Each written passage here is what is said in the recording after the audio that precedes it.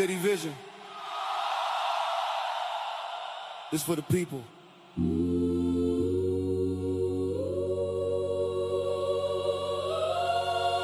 Shaping cities, empowering people.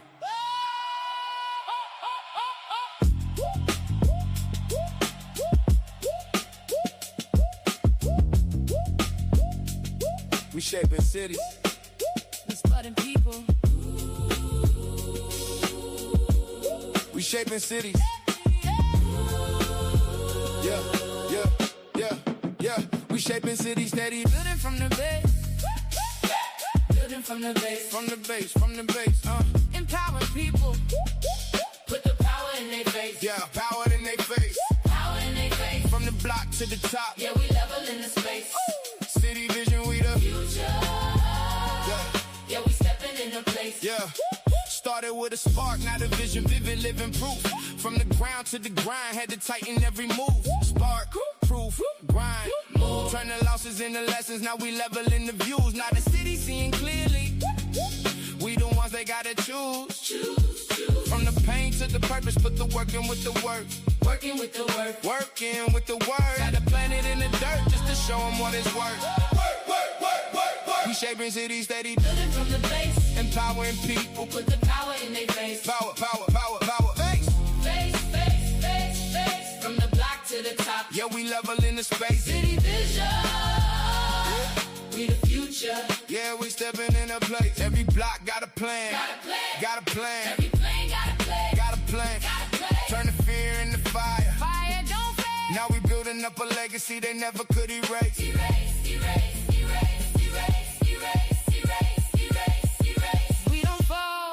We don't fall. Stand tall through it all. Stand tall. Hand in hand, build a plan. Yeah, we answering the call. Answer the call.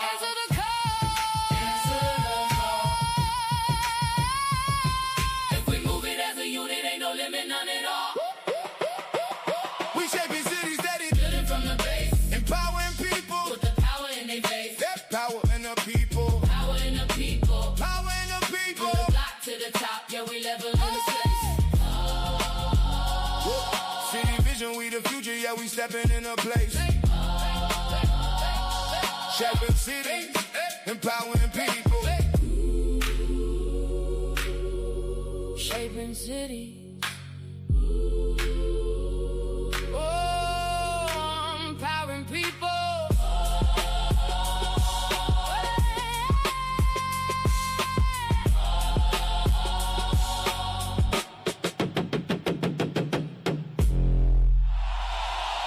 Shaping cities, empower people.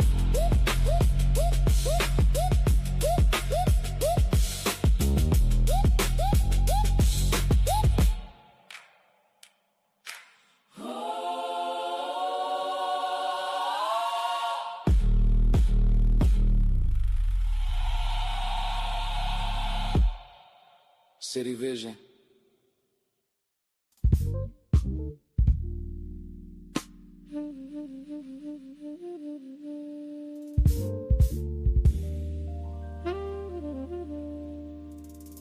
Mindful Mondays.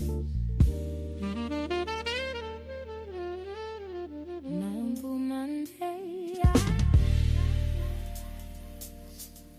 Take a breath today. Not to escape the work, but to center the why behind it. Be present in your purpose. Move with intention, not urgency. Lead from peace, not pressure.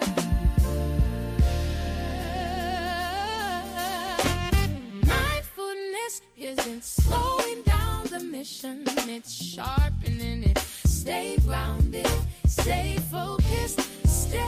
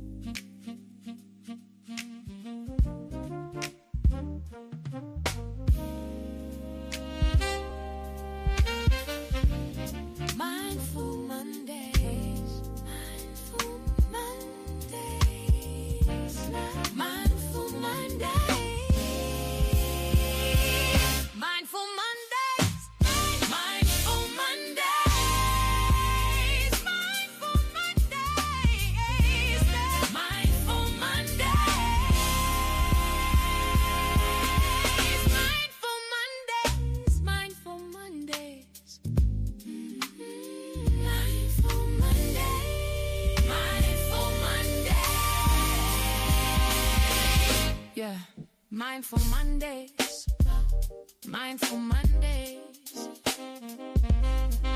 Mindful Mondays, Mindful Mondays. Take a breath today, Mindful Mondays, Mindful Mondays, Mindful Mondays, Mindful Mondays. Yeah. Mindful Mondays, Mindful Mondays, Mindful Mondays, Mindful Mondays, Mindful Mondays. Take a breath today. Mindful Mondays, Mindful Mondays, Mindful Mondays, Mindful Mondays, Mindful Mondays. Take a breath today, Mindful Monday. Take a breath today. Take a breath today. Take a breath today. Mindful Mondays. Mindful Mondays. Take a breath. Take a breath. Take a breath. Take a breath today. Mindful Mondays. Mindful.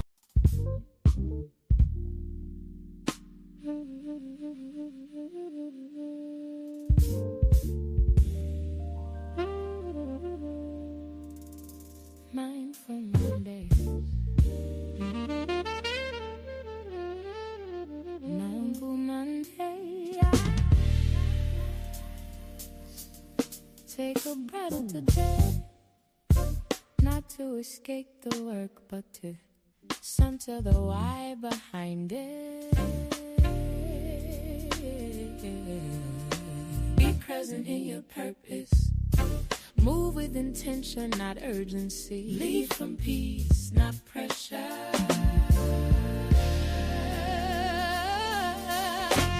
Mindfulness isn't slowing down the mission, it's sharpening it. Stay grounded, stay focused, stay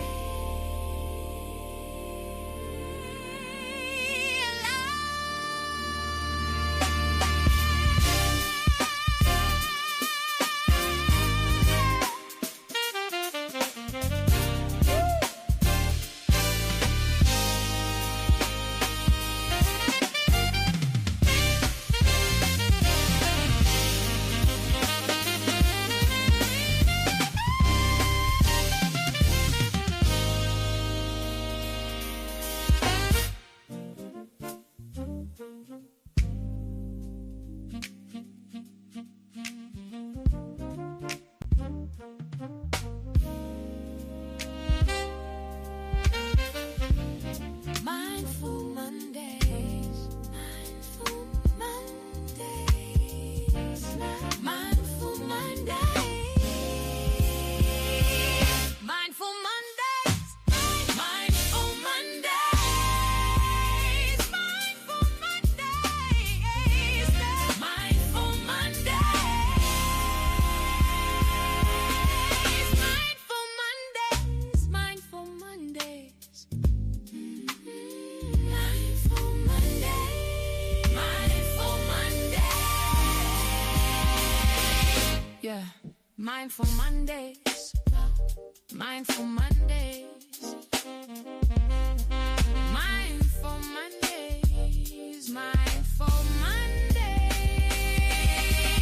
Take a breath today, Mindful Mondays, Mindful Mondays, Mindful Mondays, Mindful Mondays. Yeah. Mindful Mondays, Mindful Mondays, Mindful Monday, Mindful Monday, Mindful Monday, Mindful Mondays. Take a breath today. Mindful Mondays, Mindful Mondays, Mindful Mondays, Mindful Mondays, Mindful Mondays. Take a breath today. Mindful Monday. Take a breath today. Take a breath today. Take a breath today. Mindful Mondays. Mindful Mondays.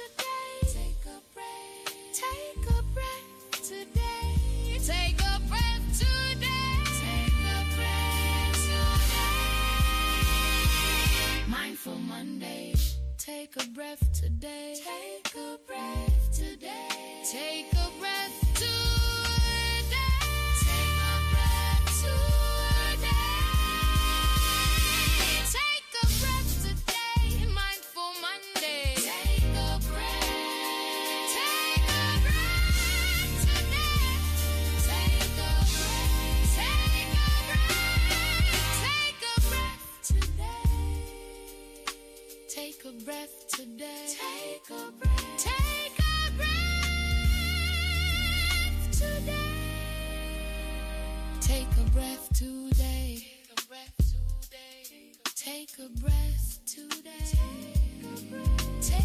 breath. Take a breath today. Once again.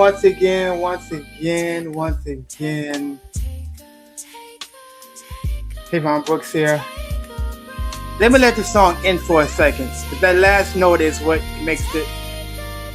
You hear that? Take a breath today. Take a breath today, Mindful Monday. We're here. I'm your host, co-host, Tavon Brooks. I'm here with two other fabulous co-hosts, Dr. Jackson, who put this whole show together, and our newly appointed Marilyn Stone to give the weather. But it's a beautiful day in the neighborhood. Keep in mind that the opinions and comments made on Mindful Mondays are solely those of the program host, has nothing to do with the organization or any affiliated company that is partnered with us. It's an open platform. We're here to share ideas, broaden our horizon, to see how can we make St. Louis a better city. Election is coming up near, and it's time for us to make choices that will impede or help our communities grow.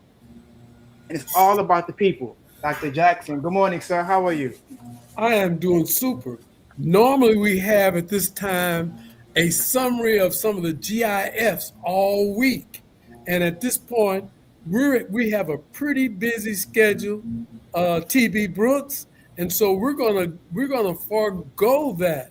As a matter of fact, let's start the Mindful Monday show off with our weather report and a little weather information with Marilyn Stone.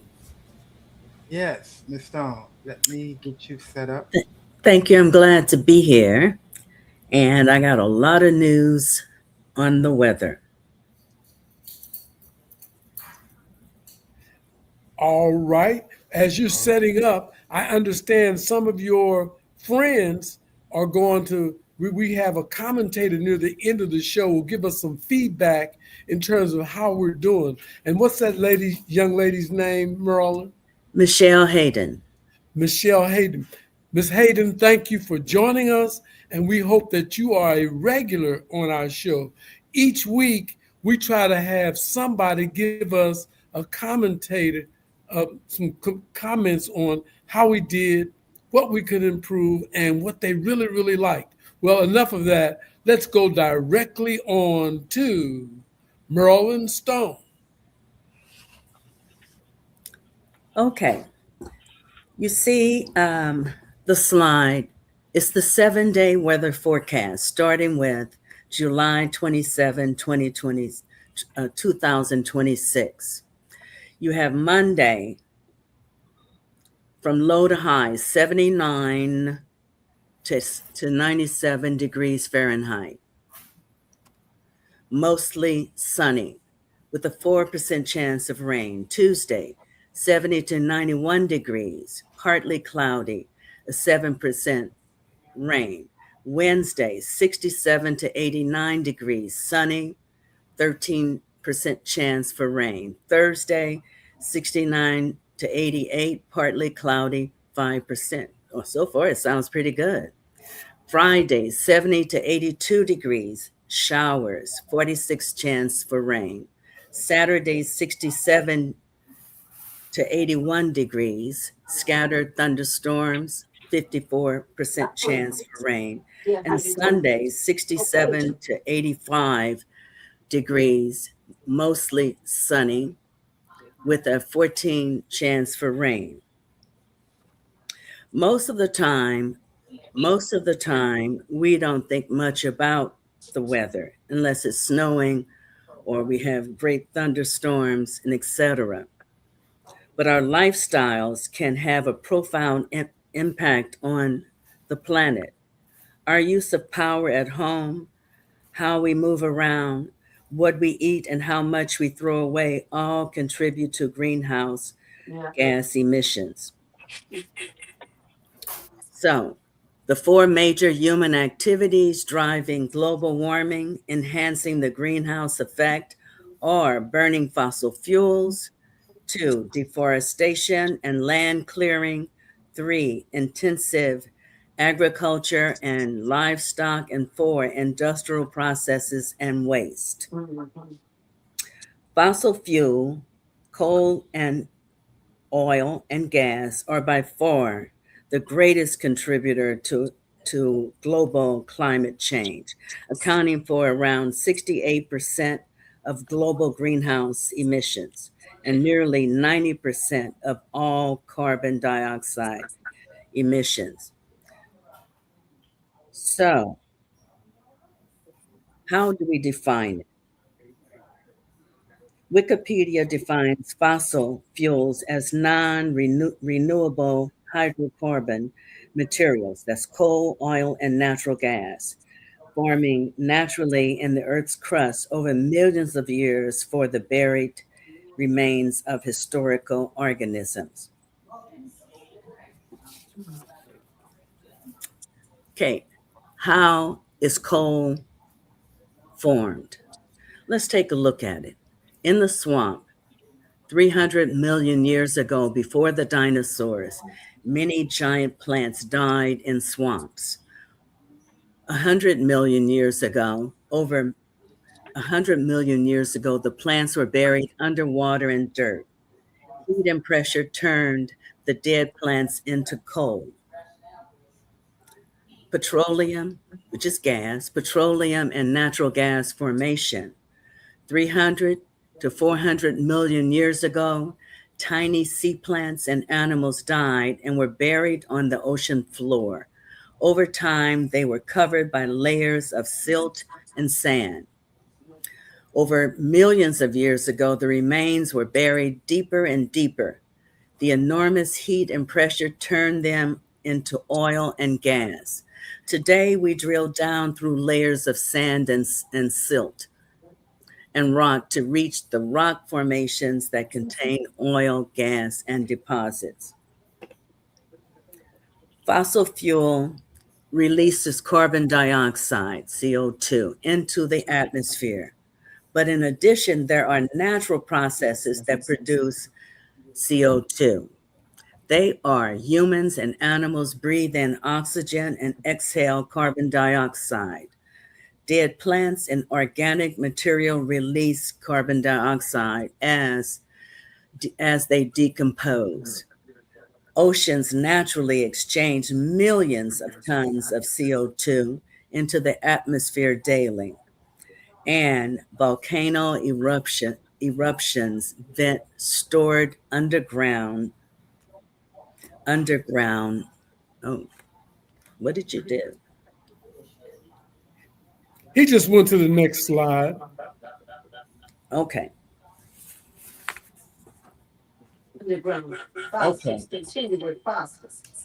Okay, so volcano eruptions vent stored underground CO2 during eruptions.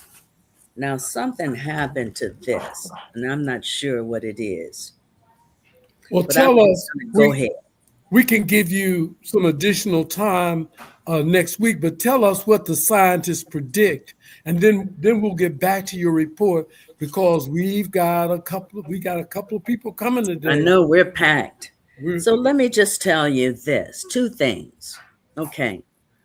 As greenhouse gas emissions blanket the earth, they trap the sun's heat. Because of this, the planet is warming up and the climate is changing. The world is now warming faster than any point in recorded history. Warmer temperatures over time are changing weather patterns and disrupting the usual balance of nature. This poses many risks to human beings and all other forms on Earth.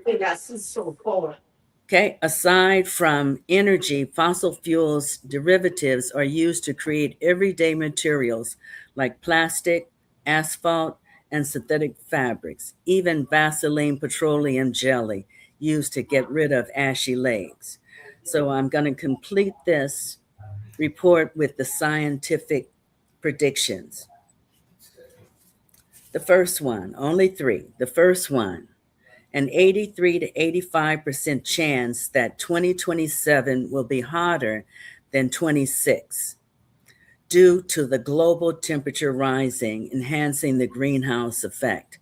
Greenhouse gases trap heat like a blanket in the atmosphere that would otherwise escape into space, and that our weather patterns will get worse.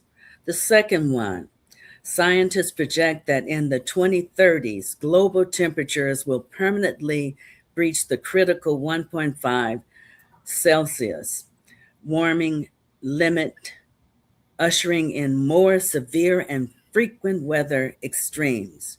Projections indicate an intensification of flash droughts, accelerated Arctic warming, and longer, hotter, dry spells globally.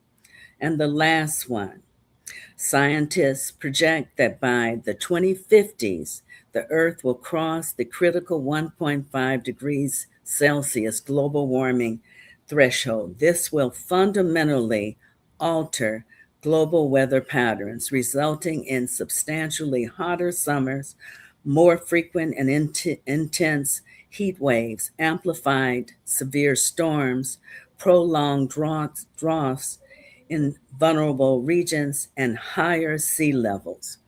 It looks like we might be in danger. So I'm turning it back over to you.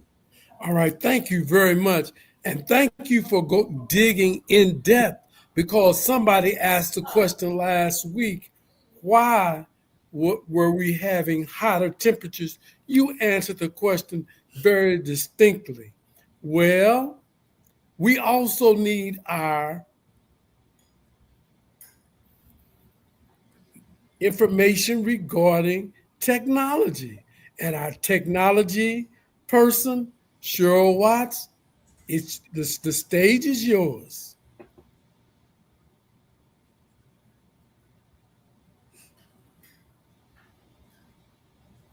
We can't hear you. About that. Yeah. Good morning, everyone.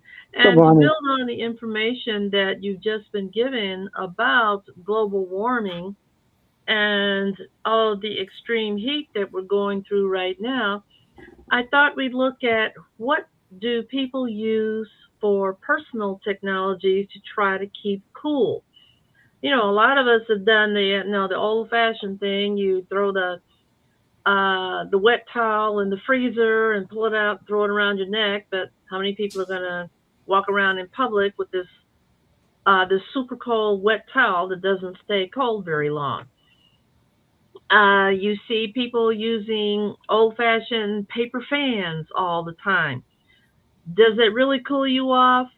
Well, a little bit, because you're helping your sweat to dry. But does it really cool you off? Especially if you're using all this effort, you're using energy and you are warming yourself up. So does that really work? Like I said, it may be minimal. But then there are many other things that you see people using every day. I know you've probably all seen people who are going around with these little personal fans held in one hand to blow some air on themselves. That can help. It can definitely help. And a lot of those are very, very inexpensive. Are they really, really effective? I would give them minimal. But then don't forget, you've got to keep recharging those batteries. There are other devices such as fans that go around people's necks. They're hanging them under the brims of big wide brim hats. I even have a neighbor who has a lawnmower that has two fans on the canopy. Does it help my neighbor Ted? He feels it does, even though he's still got a fan around his neck. There are other devices that you might be looking at. One, of course, can be quite expensive by a company that we're all familiar with called Dyson. Dyson makes some cool stuff as far as some of the most powerful vacuum cleaners on earth and these powerful hair dryers and so forth. But they also make a little handheld device that blows a heavy stream of air onto you, which can be very cooling. there are other companies that are making portable waist fans. Some of them go around your waist and they kind of blow air around you to try to cool you, to not just to cool you, but to dry the sweat from your clothing and turn it into cooler air. Then there are others that you put on underneath a shirt that goes over it, and it blows air up under your shirt. I kind of don't feel too great about that one personally. Um, and like I said, you have those that are neck fans and all kinds of portable handheld fans. Then there's another unusual technology I found is called an Ember Wave 2. It looks kind of like a smartwatch, except that it sends pulses onto your sensitive skin on the inside of your wrist, and it makes your body think it's cooler by affecting your nervous system. So that could be kind of interesting, but I'm not a great fan of spending several $100s to wear on my wrist to think I'm cooler. You've probably seen people wearing cooling vests, and industries that require people to work outdoors in this kind of extreme heat. I'm glad to see that many of them are doing things like investing in cooling vests for their employees and making sure that they are staying hydrated, not just with water, but plenty of hydration fluids to replace all of those mineral salts and electrolytes that they lose while working outdoors. Some of these vests may have cooling fans built right in them, and they're usually made with some kind of dry fit fabric. There are others that other things. What was this other thing I saw? I think I mentioned like a big bucket hat that has two little bitty fans on it. That may work for you if you want to walk around with a great big bucket hat on your head.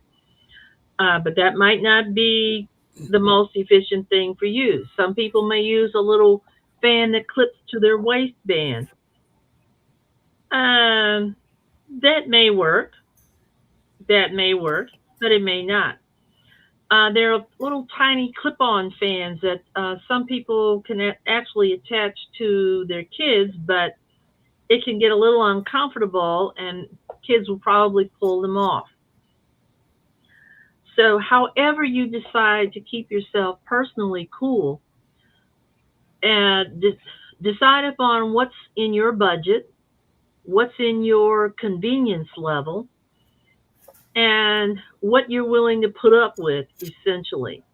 The advice of staying indoors, and if you can, is great. Stay hydrated, even better. But if you have to go outside, and I'm one of those nuts that do need to go outside because I have to go out to my gardens, and yes, I have to get out there with my golf clubs on the golf course. And my favorite devices include a hat, and I have a cooling towel. It's one where you simply dip in any kind of water, any temperature of water, and you slap it around your neck, and it does cool you off immediately simply by the process of evaporation in the air. I also, of course, protect my skin with sunscreen and the ultraviolet sleeves and a ton of sunscreen. But then we also happen to stop whenever we can, and we simply towel off exposed skin just to help ourselves stay a little bit cooler, and then slap the sunscreen right back on it. Then what do you do when you're really done? Would you like to take a cold plunge? That's kind of worth it. All right. Thank you, Cheryl Watts.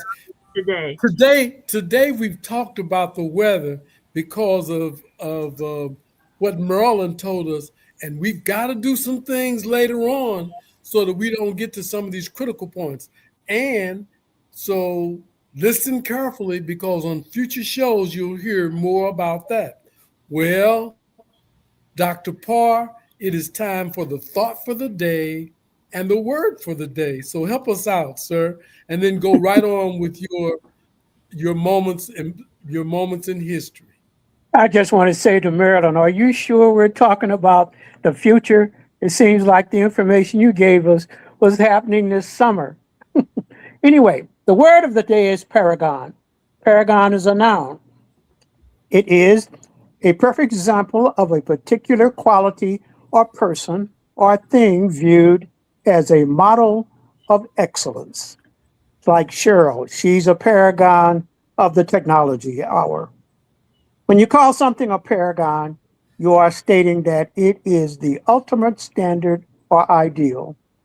Paragon originated from the ancient Greek word para, which means beside, and akon, which means whetstone. It was together they form a word called parakana, which meant to sharpen a whetstone.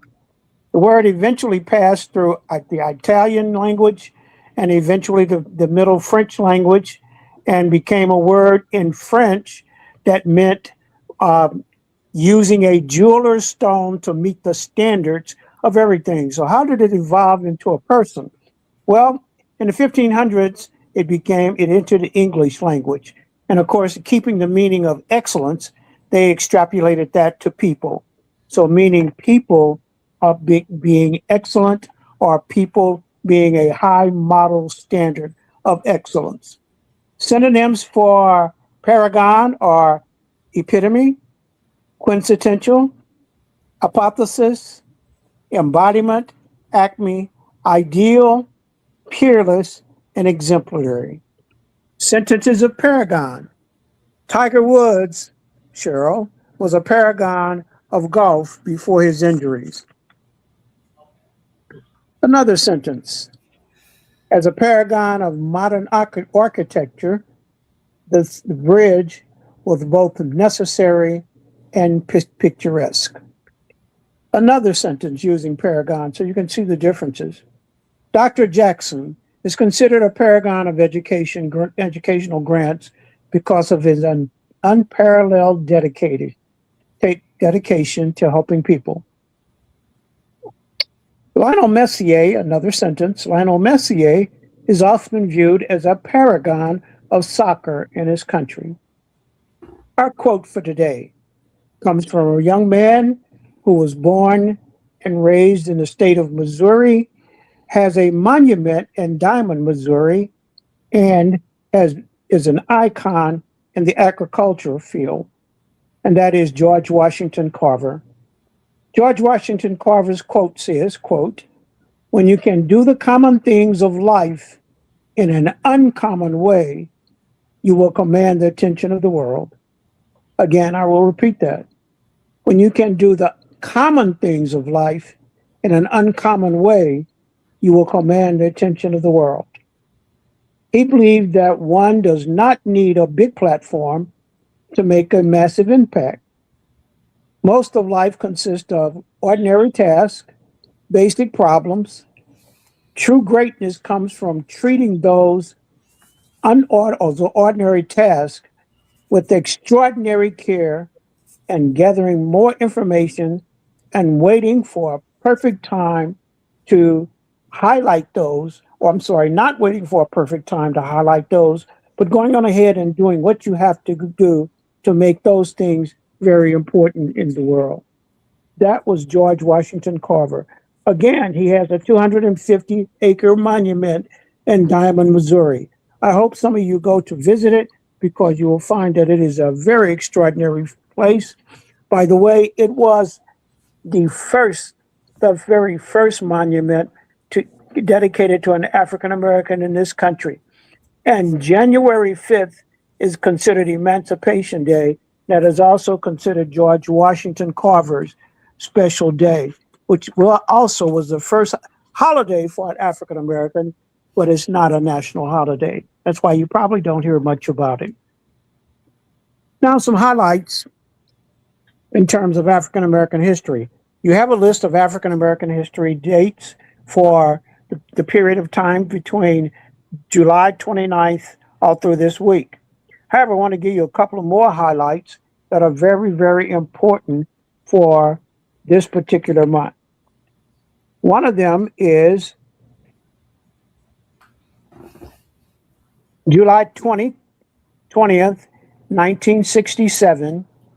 Over 1,000 delegates attended the first National Black Power Conference in Newark, New Jersey. And this was a monumental conference because it brought out the word Black Power. July 21st, 1864, the New Orleans Tribune was published, becoming the first daily Black newspaper printed in both English and French in New Orleans. On July 22nd, 1939, Jane Matilda Boland was sworn in as a judge in New York City, making her the first African-American female judge in this country.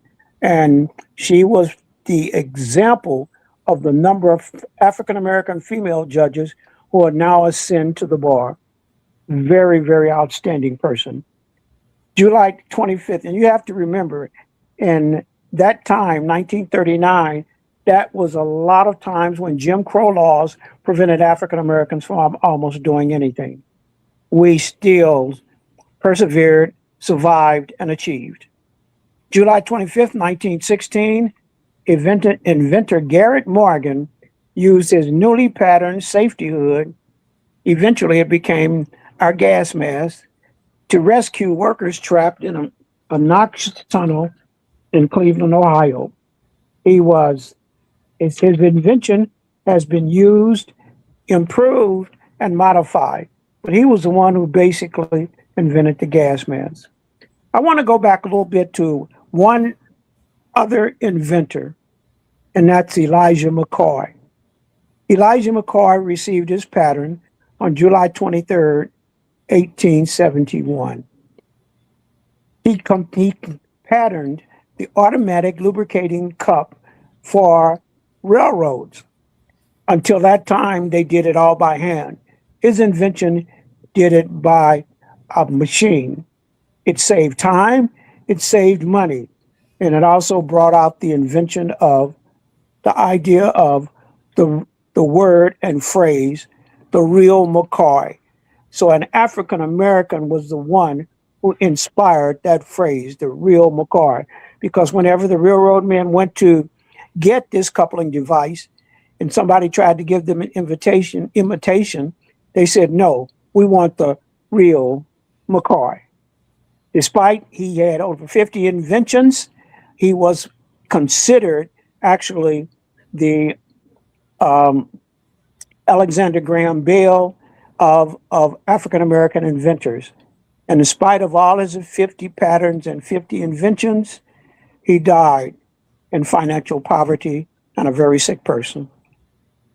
Today, our motto and our thought for today, again, as always, you are better than you think you are. Never give up. That's all I have to share for you today. Thank you very much. And I hope you got something. And please look at the African-American historical moments and ideas for this week, because it will help you look at some of the aspects of African-American history. I think next week I will give you some titles of books that you can look at to kind of amplify your knowledge of African-American history and the struggles that we have gone through and that we're still going through to achieve what we have done. Thank you very much. And thank you, Dr. Parr. If you are interested, we have a listing of every single date of this week with African-American history facts. If you would like a copy of that, please make certain that you send us a request and we'll send that to you. Believe it or not, we have with us now our co-producer, Dr. Lewis Cross. Dr. Cross, tell me, are all our people in place today? Did we send a link to Dr. Peoples? Did John? We always look for you to take care of that, Yeah, sir. I'll have to send it to her. So Okay, let me tell you this. We're on a pretty tight schedule. And so what I'd like to try to do at this time, let's take a moment and see if we can get that to her so that we can continue to move. Also, we have in the studio, not in the studio, but we did an interview. This is I think Tavon mentioned it earlier. This is the week or the weeks before some of the voting will go on in the St. Louis area. So we do have a couple of political visitors today. We have the League of Women Voters, a representative from there. And then we also have somebody from the Wesley Bell, not somebody, but we have an interview with Wesley Bell. So we will be moving forward. Okay, I have Dr. Peoples on. And incidentally, Dr. Peoples, thank you. It's the same link every week. So I'm sorry I didn't send it, but it's the same link. So with no further ado, Dr. Danielle Peoples, chiropractor, and also she teaches at Ponce Medical School on the corner of Jefferson and Market. And she's been with us the entire time. She was our first guest, her and Dr. Melvin J. Butler. With no further ado, Dr. Peoples, thank you so much for your time. Greetings, greetings, greetings. I am Black Radio Hall of Fame's resident chiropractor, Dr. Danielle Peoples.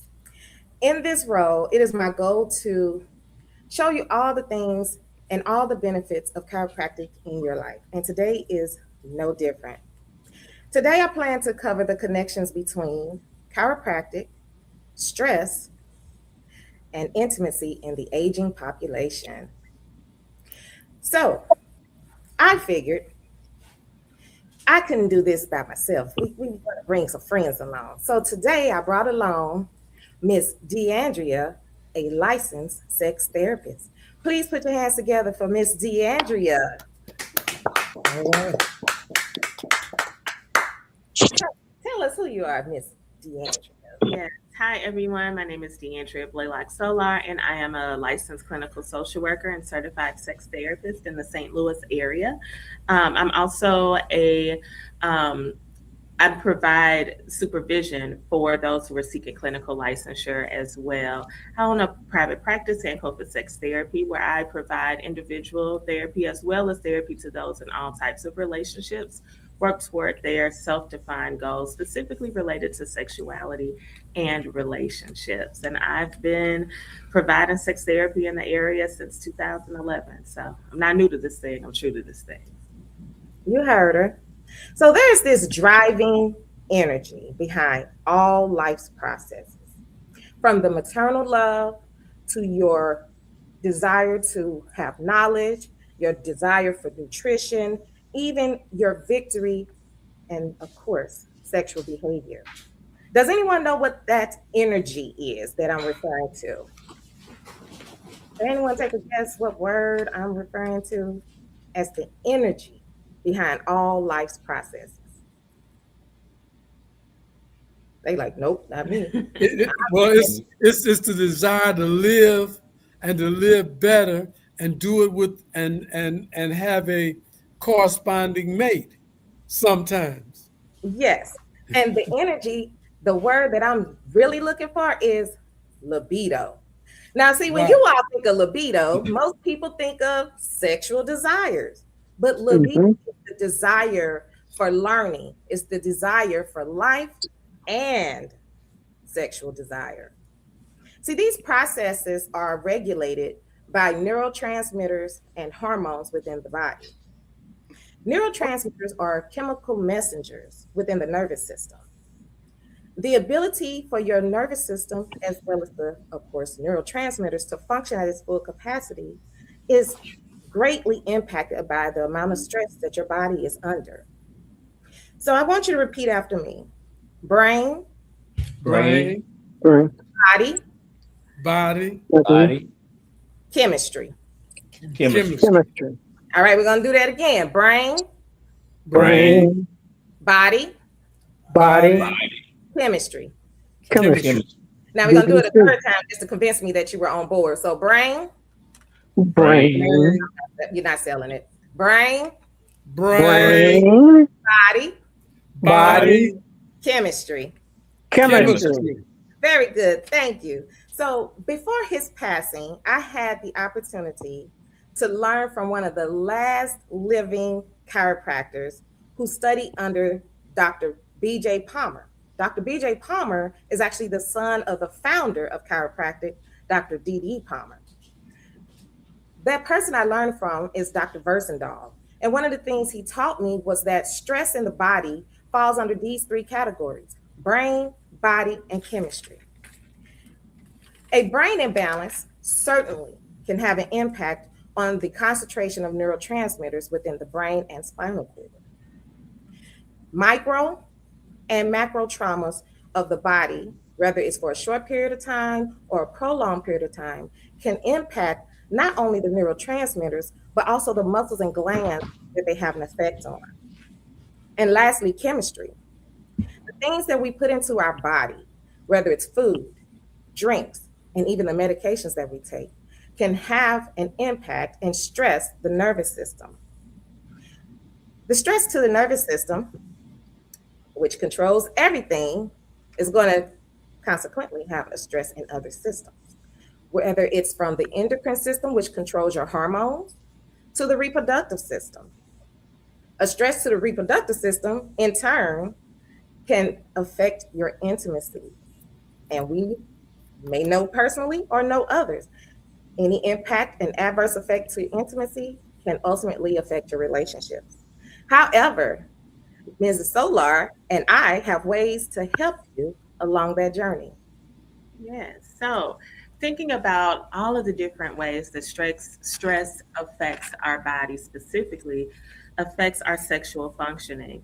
And so I'm going to talk a little bit about fight, flight, and freeze and the different stress hormones that are released in our brain. So when we experience stress, our body releases different chemicals or different hormones, such as cortisol and adrenaline. And I know people have heard people talk about having an adrenaline rush, maybe when you're riding a roller coaster. That might feel okay in that moment, but when you are constantly exposed to different environmental stressors, including a systemic racism, all of these various things can impact our body's ability to slow down and experience pleasure. So when stress releases that cortisol and that adrenaline, it can then block key sex hormones such as testosterone and estrogen. Also, as we age, our levels of those various hormones fluctuate. And so if you add stress or extended stress to that, it can further inhibit our ability to experience pleasure. Also, during times of stress, when we're experiencing that, we notice changes in our blood flow. So when our brain notices a threat, and it could be a perceived threat, so that could be something that feels scary but really isn't, our body doesn't know the difference between that. So our body can't tell the difference between a mountain lion chasing us or a test that feels really scary. And so because of that, our brains release the same hormones. We have the same chemical reaction. And if you're exposed to prolonged stress, it can affect your blood flow, because when you're feeling stressed, when that fight or flight or freeze kicks in, we get that cortisol and that adrenaline that gives us enough energy to fight a threat or run away from a perceived threat. But if it's just a perceived threat, we just still have these chemicals that are kind of coursing through our body that then affect our sexual functioning. So blood moves away from our sex organs and it goes toward our muscles so that we can appropriately respond to a threat with that fight, flight, or freeze. And blood flow is so important for sexual functioning. So is it okay if I bring out my models? Bring out your models. Bring out my models. Okay, so here I have an anatomically correct clitoris. And I know a lot of times when people think of the clitoris, they just think of what they see, which is about this much. Hooded, right?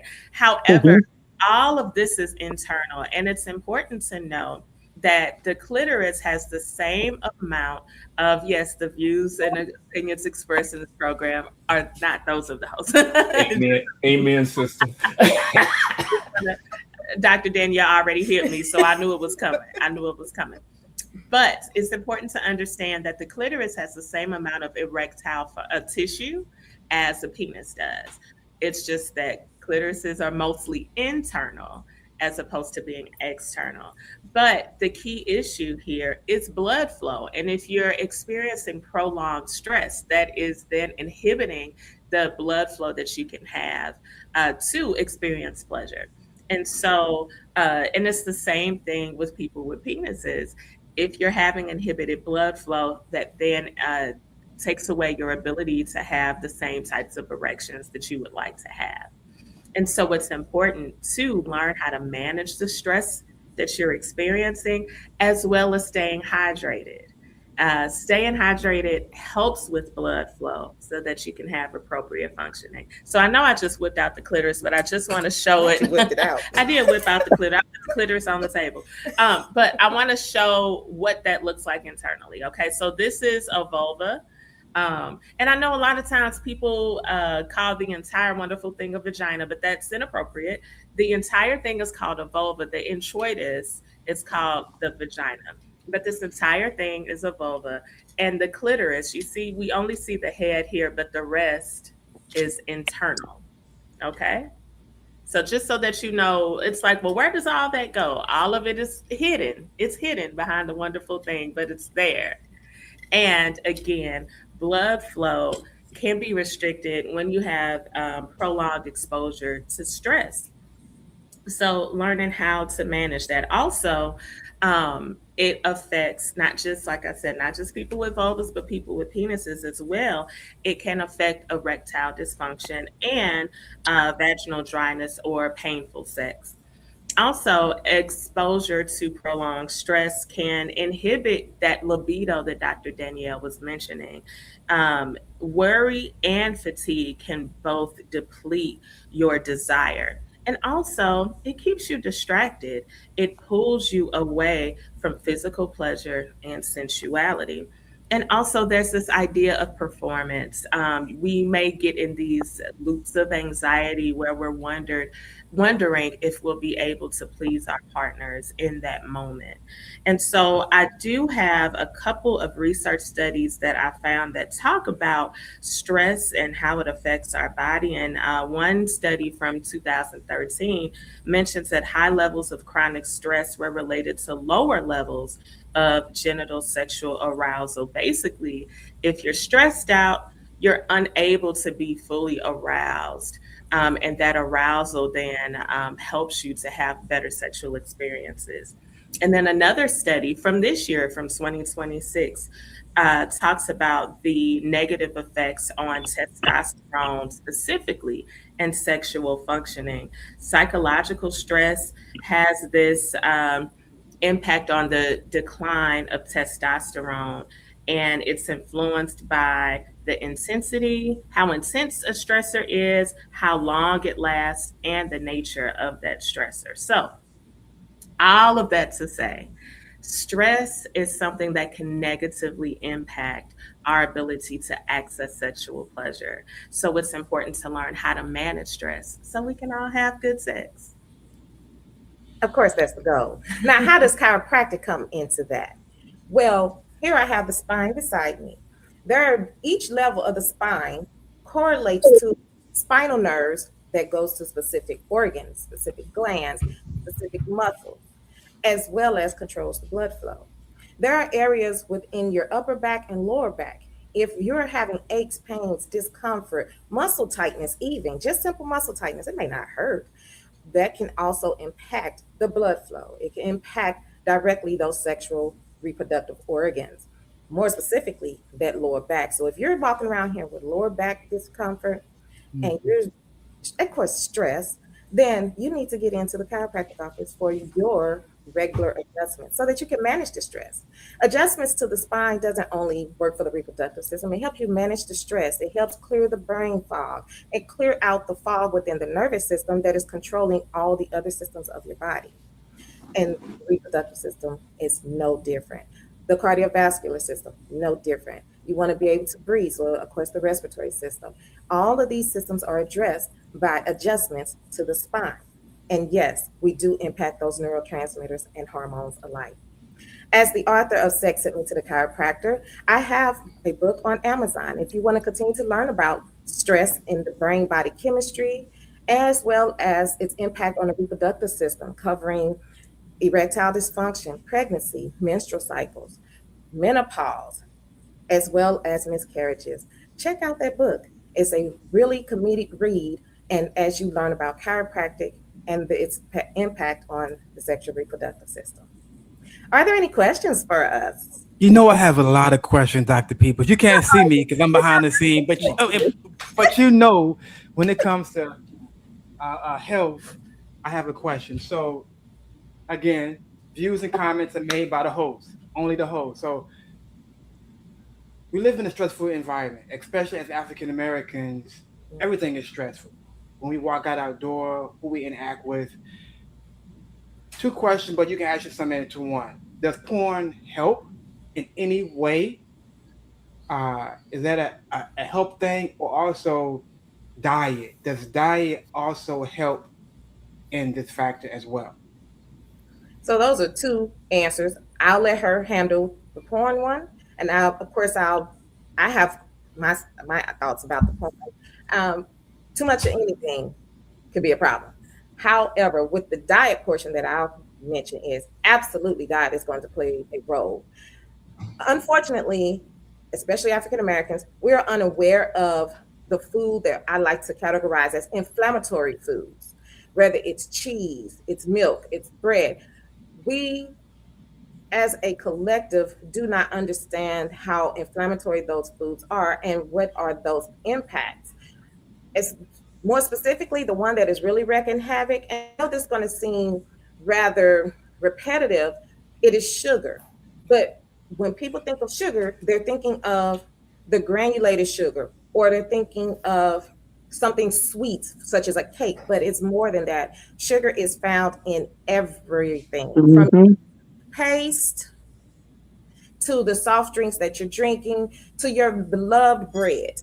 And it's not that the sugar is just present immediately in it, it's what it does in your body. And a lot of those things break down into sugar, which makes your body have to work hard to dispose of it, use it, or store it.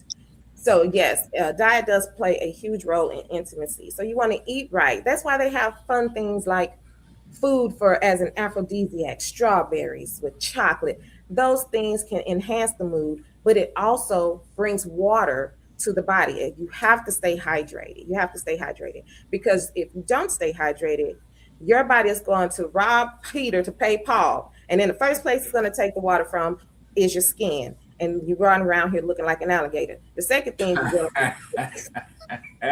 is going to steal water from all the other areas that you want to be moist. And I know this sounds weird, and it's not this full conversation, but if your bowels are impacted or you're constipated, then don't expect your reproductive system to be lubricated as well. So to answer we have one more question here. Oh, okay. We wanted to finish the porn question. Oh, okay. Oh, I'm sorry. So I believe that porn is a tool. It is something that people may use for a variety of reasons. However, if it becomes something that is your only sex education, it can be problematic. It's important to understand that porn is created for entertainment, not for education. And so if you are looking to porn and then expecting your partner to perform in that way, you need to understand that those people are paid actors and that they are performing as opposed to actual genuine sexual experiences. So that's one thing. But also, if it becomes something that is used in lieu of connection with your partner, then that may be something to look at. Of course, there are times where it may become like a compulsivity, something that is inhibiting your functioning in other areas.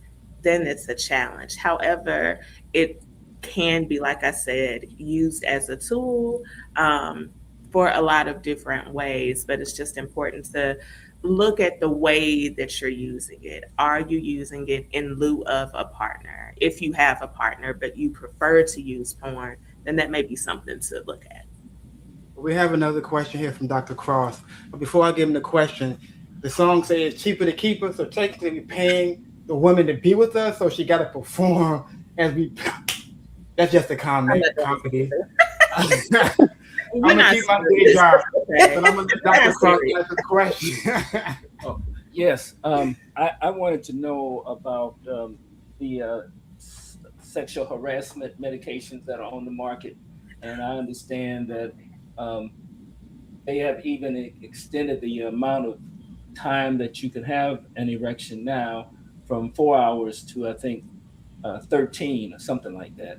What are your feelings, and what are the side effects of taking these medications as far as your health is concerned, and all the things that go with that? And then secondly, I taught sex education for a behavioral class with the St. Louis Public Schools for approximately 4 years, and I need to definitely get with your guest, Dr. Peoples, because there are a lot of things that I need to talk to her about in terms of getting back into the game of getting our kids. St. Louis is #1 in the nation now for STDs again.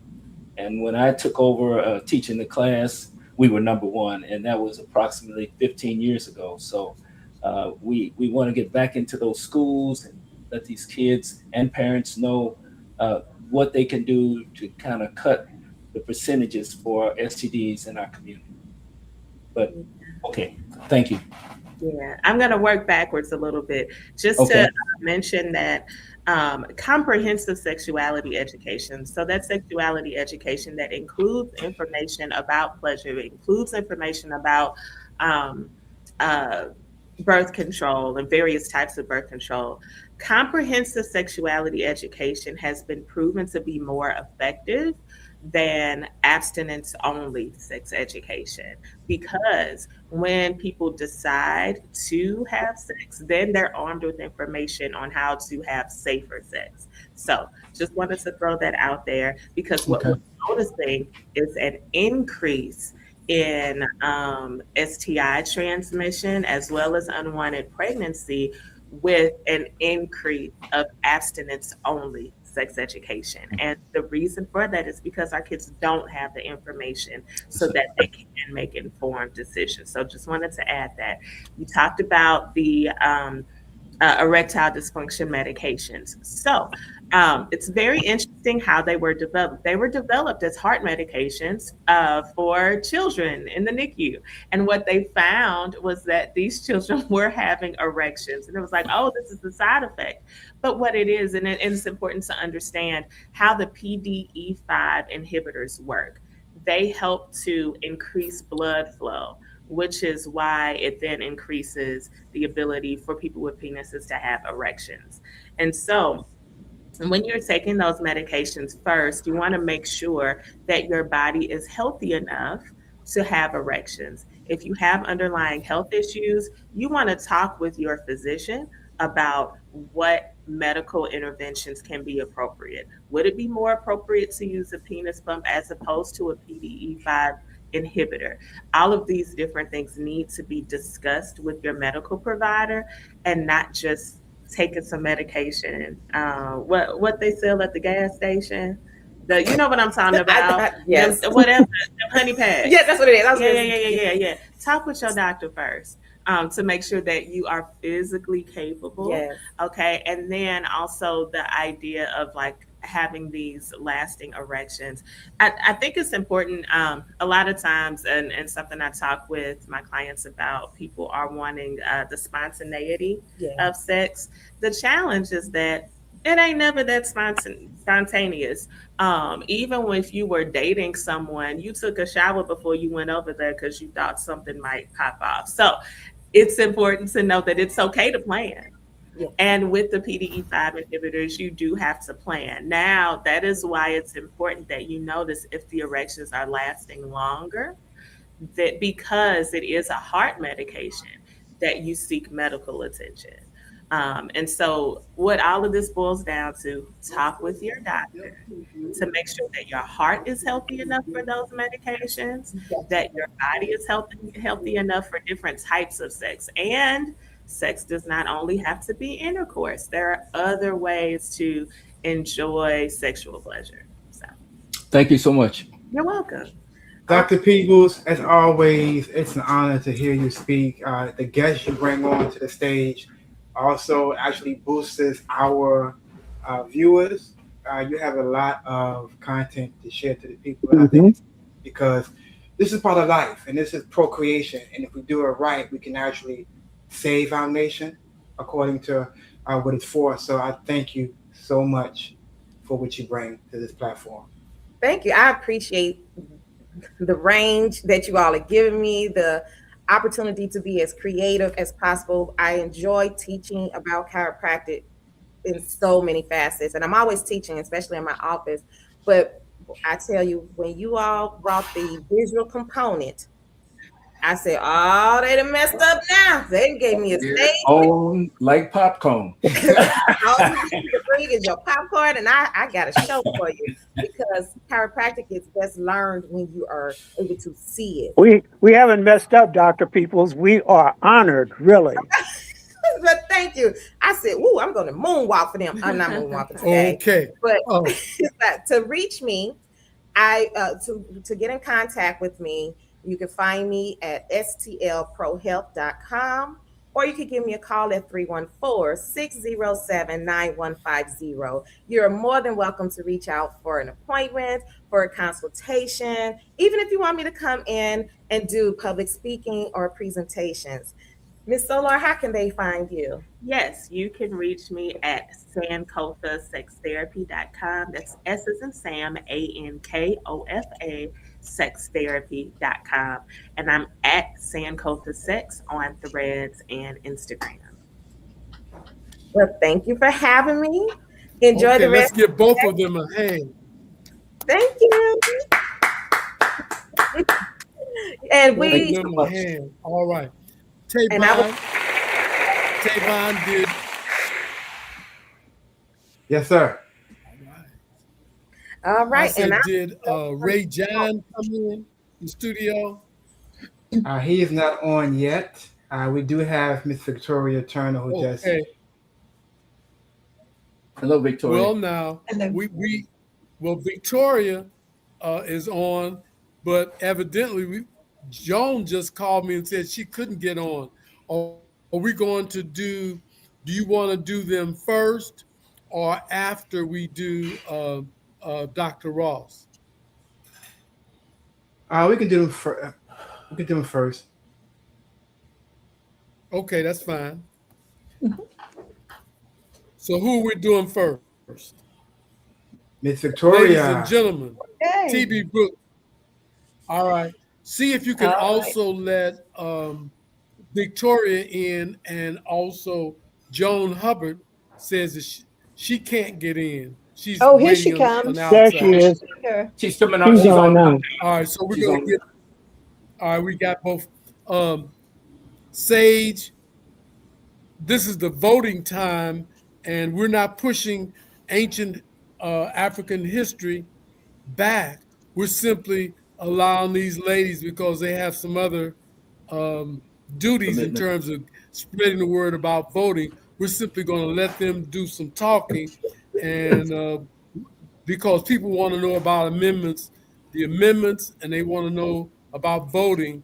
So I want to make sure that we get these two lovely ladies on from the League of Women Voters. Thank you. All right. Do you want to start with Amendment 1, Joan? Yes, I can. Amendment 1. Amendment 1 is a 10-year continuation of the 1% sales tax for soil and water conservation and for state parks and historic sites.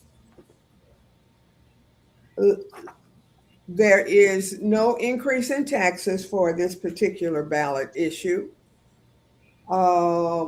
We, as a League of Women Voters, are recommending that you vote yes on Amendment 1 because it speaks to conservation and preservation of our state parks. We believe that is important for our environment and for the continuation and the growth of our young people. Are there any questions? None. Let's go to 2. All right. I will take 2. 2, we do get a lot of questions on this one because it refers to Jackson County, which is Kansas City. And people say, well, I'm in St. Louis. Why am I voting on something in Kansas City? Well, probably about 15 years ago, we voted on an amendment to the Missouri State Constitution that said that your county assessors needed to be elected rather than appointed. But for some reason, I don't remember why, probably politics, Jackson County had an exemption in that constitutional amendment. Well, last year, the Jackson County residents voted that they really would like to elect their county assessor. And that vote passed by 90% to 10%, which is a huge margin. But now, because it's in the Constitution, we all have to vote on it as well. My personal view on this, the League of Women Voters doesn't have a position on it. My personal view is, well, if the Jackson County people want to have it, who am I to say no? But a yes vote on this one will remove that exception from the Constitution, and a no vote will make it stay where it is, and they will continue to have an appointed assessor. I do have one question for Ms. Victoria and Ms. Jones. Yeah. Can you just share to the public who are the League of Women Voters? And Certainly. Certainly. So the League of Women Voters, we have been around for more than 100 years. We're an organization that started out of the women's suffrage movement, when women were fighting for the right to vote. And we focus on educating and empowering voters.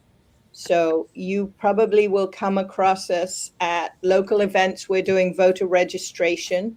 We do that after every naturalization ceremony here in St. Louis. We go into high schools and register young people. We also produce the Voter's Guide with a great deal of help from the St. Louis Post-Dispatch. That came out probably about 10 days ago in the Post-Dispatch. And that summarizes ballot issues for you.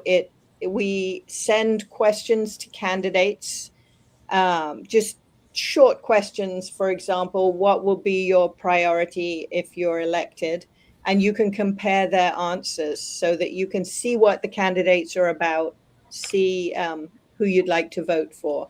We do candidate forums. We do presentations such as this. If it's related to voting, then call the League of Women Voters. Thank you so much. Okay, Joan, you want to take Amendment 4? Okay. Right, what about, So we've got 1 and 2. 1, 2, 4, and 5. We want to pass on 3. Well, 3 is not till November, so I think we should focus on the ones that people are going to see next week. And if we're lucky, these fine gentlemen will invite us back before the November election, and we can talk about number 3. Okay. Definitely. Okay. We'll Are we good with that? I could go to number 4. Yes, Yes. please. Hello? Go ahead. Okay. Amendment 4 is a recommendation to modify current requirements that a statewide majority of voters may approve initiative petitions to amend the Constitution. It requires a majority of voters in each congressional district to approve the petitions and makes available to each voter the full text of the initiative petitions. What will happen if you vote yes?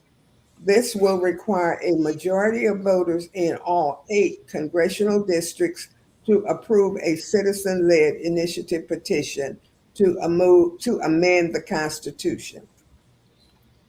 This criteria is so high that none of the recent ballot measures would have passed.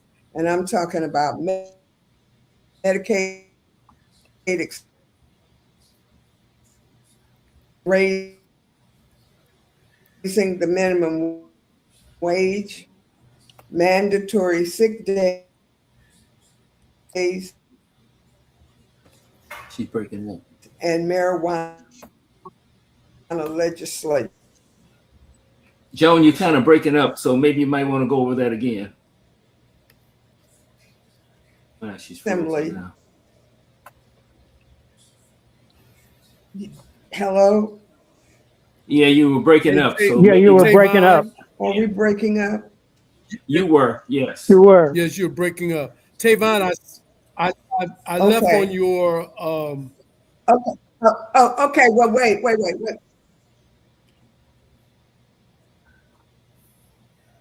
Hello? Ms. Joan, you good to go? Yes, we can hear you. On again. Am I? Yeah, you're on, Joan. Go. We can hear you now. Well, since you can, okay. All right. The League of Women Voters is recommending that you vote no on Amendment 4.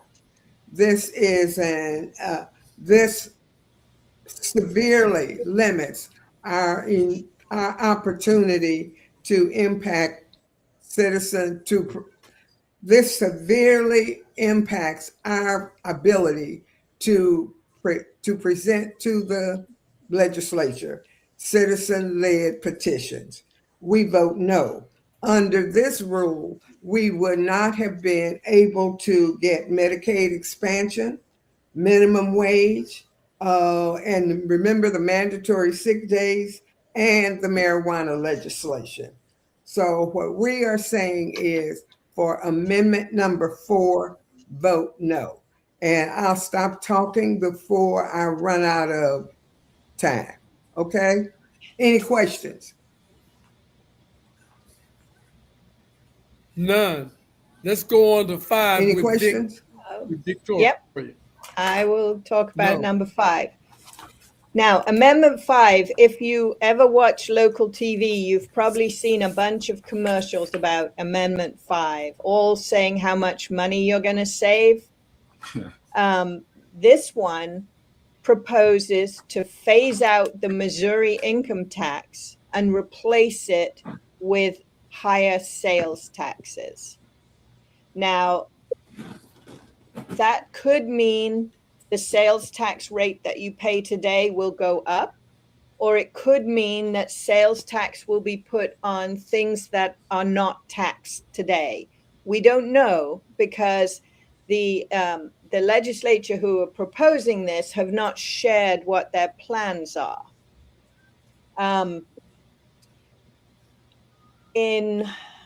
Probably about 10 years ago, we voted that you could not put sales tax in Missouri on services. So things like your haircuts or work being done on your car, for example, there's no sales tax. In 2010, we voted that you could not put a transfer tax on a real estate transaction. And then, I think back in the 80s, probably, if y'all remember the Hancock Amendment, that said that you cannot have a significant tax increase in Missouri without all of us being able to vote on it. Now, all those restrictions would be suspended for 5 years if you vote yes on this proposal. For those of us who are older, who are on Social Security, right now, Missouri does not tax your Social Security. So it does have a significant impact on seniors because we would be paying the higher sales tax without actually saving any money on income tax. This does not affect your federal taxes at all, which are the larger bill. There are also commercials saying that it's going to mean that we tax data centers more strongly. It doesn't automatically make that happen. Data centers are one of the things that the sales tax could be increased on. But as I say, the legislature has not shared at all what their plans are. The League of Women Voters recommends a no vote on this because it does disproportionately impact senior citizens for the reasons I stated. It impacts people of low income because they spend more of their income on everyday essentials, a higher proportion, I should say. And so if that sales tax goes up, they're going to be paying more and not having a big income tax bill to offset that. It disproportionately benefits wealthier people who pay a lot of Missouri income tax and will get that reduced. So we recommend a no on Amendment 5. Okay. I have a question.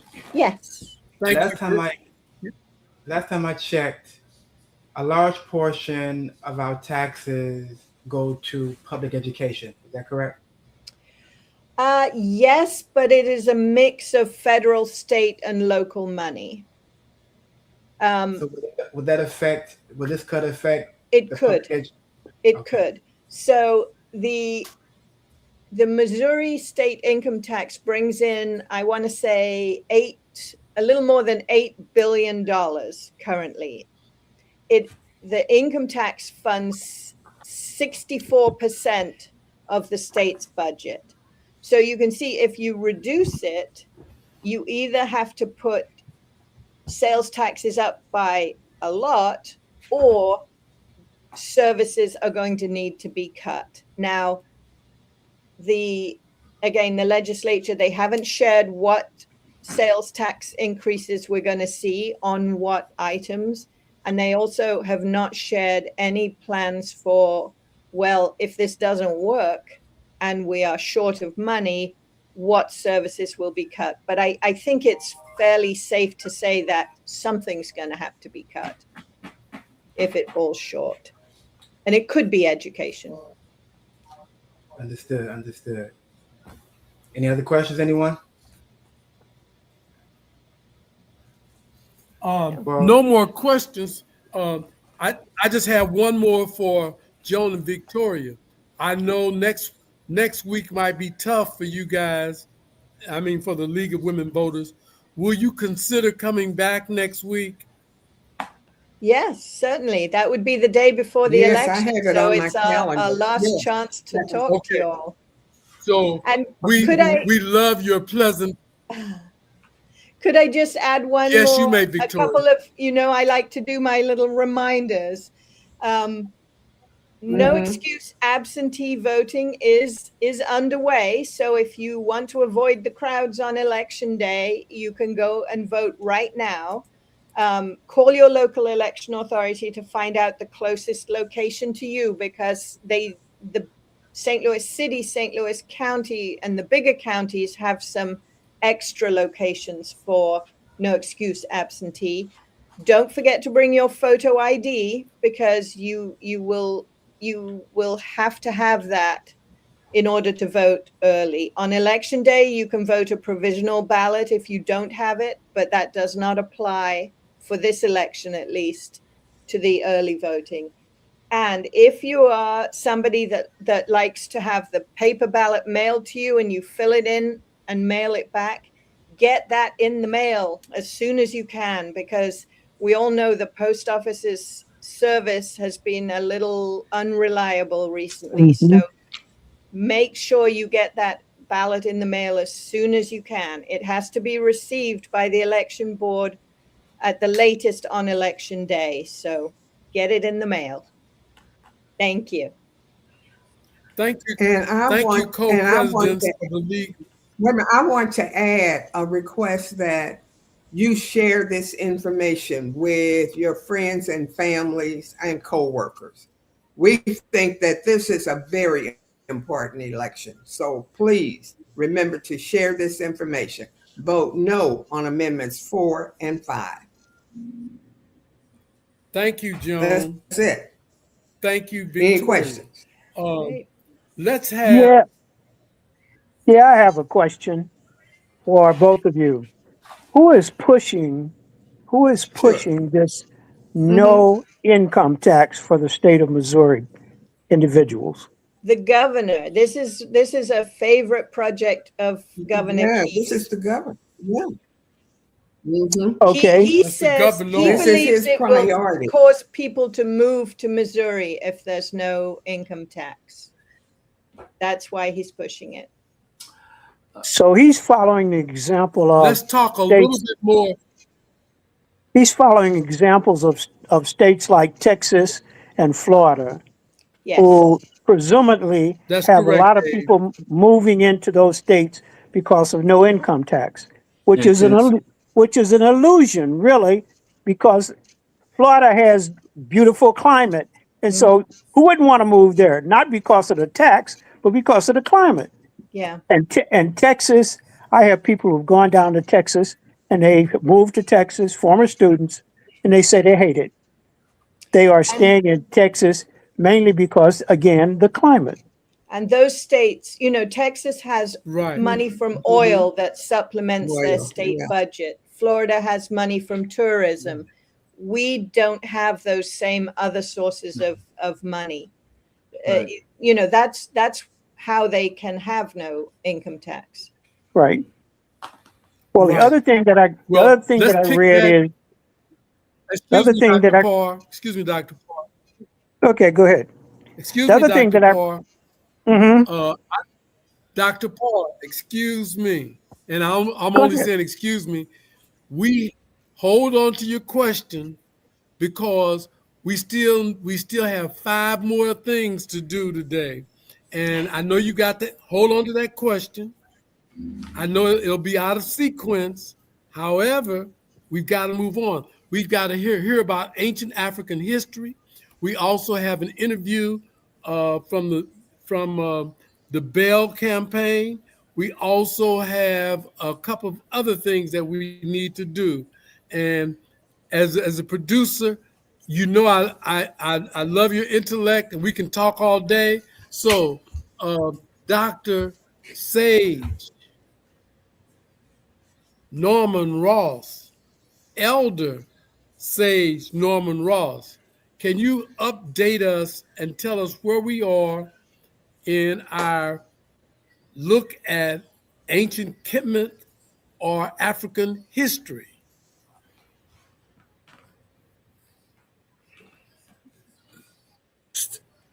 On the podcast, as well as the Mindful Monday audience. My name is Norman Ross. I am a Kemetic scholar, essentially studying ancient African history and civilizations. I also am a curator of an ancient African history educational exhibit that goes through the 31 dynasties of ancient Kemet, what we call ancient Egypt, okay? And so what I want to do, John, in response to that question, we are toward the end of the 18th dynasty. And last Monday, we talked about or discussed literally defamation of ancient African history. And we used Tutankhamun, who is the son of Akhenaten and Queen Kia, when King Akhenaten, when he was married. Sorry, Dr. Ross, you haven't shared your screen yet. I mean, you're on, but you got to share your PowerPoint. Oh, I haven't brought it up. I'm just talking. I'm going to bring it up. Oh, okay. Can you see me? I sure can. Yes. Oh, Yeah, okay. we sure can. Okay. Yeah, you're visible. Okay. So King Akhenaten literally changed his religion, and he created a new religion, which was worshiping only one God, and this was the sun disk, or this was the sun god called the Aten. And when Tutankhamun was born, he renamed Tutankhamun he renamed him Tutankhamun, which translates as the living image of the god Aten. Okay, and so what we're doing is we're going through the 18th dynasty is part of the New Kingdom period, historical period, which is a 505-year golden age. We have already went through the Old Kingdom period, which was a 505-year golden age, as well as the Middle Kingdom period, which was a 258-year golden age. So we've gone through, we've gone through two golden ages, and we're at the end of the third golden age. I'm going to eventually introduce you to the fourth golden age, which is when the Kushites invaded ancient Kemet and merged Kush, the kingdom of Kush, with the civilization of Kemet, and created the 25th dynasty. So we're going to get into all of that in the near future. What I'm going to do now is bring up my, let's see, from current. Oh, okay. What we're going to be doing today, can you see, Tavan, can you see my addressing historical definition of Africa and the African diaspora? This is very important to understand. We began talking about this when I was showing you what they were doing, what National Geographic in 2005, on the cover of their magazine, they were showing you a whitewashed sculpture of King Tutankhamun. And what I did, if you recall, I showed you images of Tutankhamun from his tomb, which featured him as a Black African. National Geographic magazine was featuring Tutankhamun as either a European or very white-skinned Arab looking person and what have you. And so we want to question, why are they blatantly doing this when they know that Tutankhamun did not look anything like what they say he actually looked like? Okay, so why is this blatant defamation where we are defaming Black Africa and its civilizations? Why is this continuing to go on in 2026? So we addressed the issue of African defamation. I'm going to address that by getting into ancient African history defamation, how ancient African history has been defamed and why we don't study it in our schools, and why it's important to study it. You see all these images from Disney cartoons to National Geographic images of so-called, ancient Egyptian kings and queens, and you'll see they've been whitewashed. They're not Black African. They're not featured as Black African. And if you recall, all of the images that, like I was showing you, of the Old Kingdom period, all of the images of the statues of the kings that I showed you were of Black Africans. All of the images of the Middle Kingdom kings and queens and their prominent officials were of Black African individuals. And most of the individuals that I have shown you on the 18th dynasty have been of Black African individuals. And I have showed you their families and what have you. So let's get into this. Okay. This is a November the 12th to the 18th in the year 2000. This was when we had it was a St. Louis Post-Dispatch TV guide. We no longer have the TV guide, but on this particular cover, there was an image of an Egyptian pharaoh, and he was featured as a European. And so this is part of that defamation, because the king that they are saying that this king is or represents, or that this individual represents, or that this image represents, is a European. That the actual king was a Black African. This is a special documentary that was done, around the year 2003. That was a documentary on the pyramids and how the pyramids were built. Now, if you look at the Egyptians that are working on building the pyramid, they are not Black African. They are, from my speculation, they are Arab looking, individuals. So this is saying that the people who built the pyramids were not Black Africans. This is a picture from October 2002 National Geographic magazine, and they are showing you literally images of the King Ramses II and his queen, and they're showing you the images featuring them as Europeans. So this is a very blatant and very serious defamation of ancient African history and ancient African civilization. All of these individuals actually were Black African individuals. This is another, in that same article, they're showing you the priests, the Egyptian priests, as European images.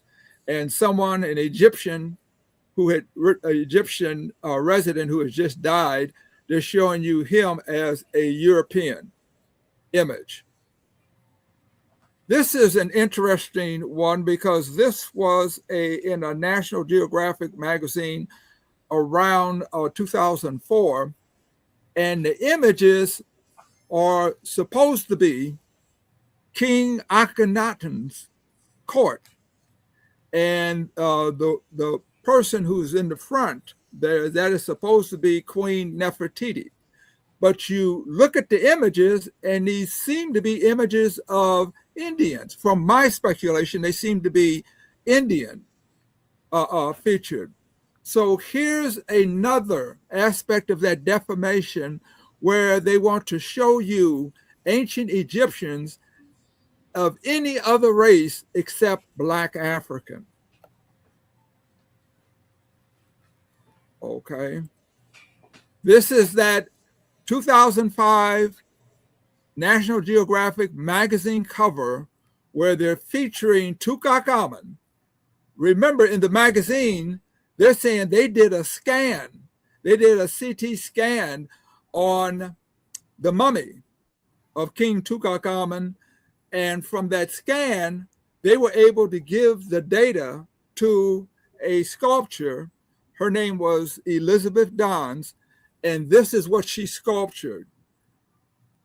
Okay, a European or Arabic looking, Tutankhamun, when in actuality, he was definitely a Black African.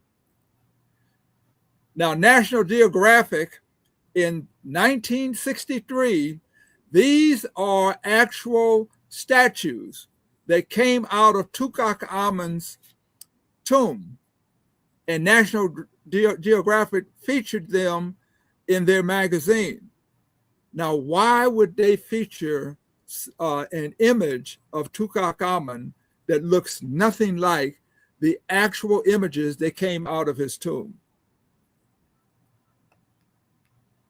This is another image. This is another National Geographic magazine showing you, this was in a November 2001 article, but they're depicting the ancient Egyptians as Arabic looking individuals.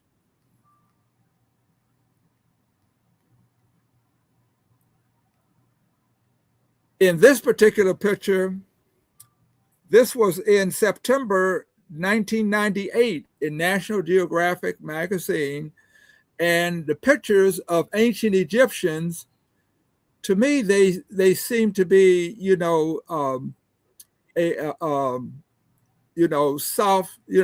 Central America, Mexican looking people, anything but to picture them as what they actually were, Black Africans. So here is this statement, this blatant, racist, and definitely a defamation statement saying that the ancient Egyptians were not a Black African people. Here's another picture, filming in National Geographic, January 1995, picturing the ancient Egyptian people, literally with in the background, you see the pyramids and what have you, featuring them as non-Black African, which is a blatant defamation of African civilization. Now, this is very interesting because this is supposed to be King Ramses II and his Queen Nefertari, and in back of them are two supposedly Black African servants, which are carrying the fans to fan the king and the queen and what have you. And in the background, they're showing the Egyptian people and the Egyptian priests as Europeans. This is another blatant defamation of ancient African history and ancient African civilization, which was a Black African civilization. Here's another picture with the same two servants in that same article. They're fanning the European-looking king and queen, King Ramses II and Queen Nefertari, and he's talking to his European-looking engineers about their efforts to build monuments to the king. In that same article, May 1966, in National Geographic magazine, here is a depiction of the scientists and the engineers and the professionals in ancient Kemet, featuring them as European looking. Blatant defamation of... Dr. Ross, I'm sorry, so I don't mean to cut you off, but we do have an interview that will end the broadcast. So we have about 2 more minutes for your presentation. Oh, okay then.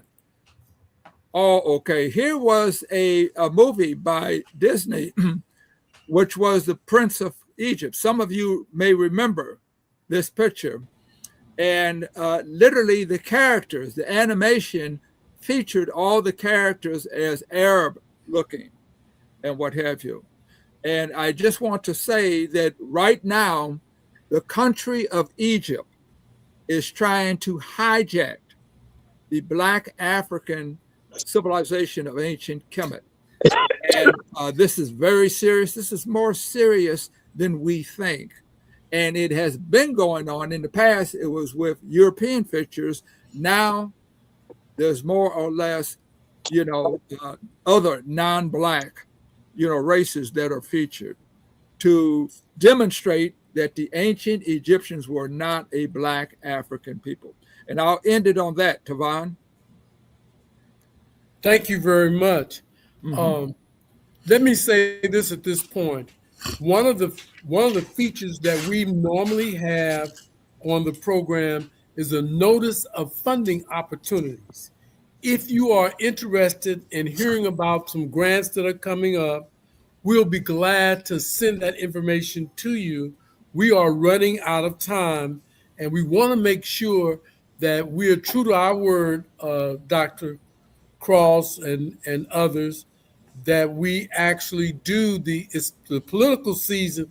And so what I'd like to try to do is to make sure we won't have time for a break, Tavon. What I'd like to do is just to try to air the interview. And after we air the interview, as we do most times, we have closing and we have a person to kind of give us a critique of what we've done. We'll let Marilyn introduce the person that will do the critique, and that'll be the last thing that we have. So at this point, Tavon, can you put the interview on? So I'm not here to put you on the spot, unless putting you on the spot. Are we ready? Yes. Yes, sir. We're ready. Congressman Bell, I understand that politics require you to be very careful when discussing your position. So I'm not here to put you on the spot, unless putting you on the spot is going to gain me a $20,000, $30,000 budget. Then I might reconsider that.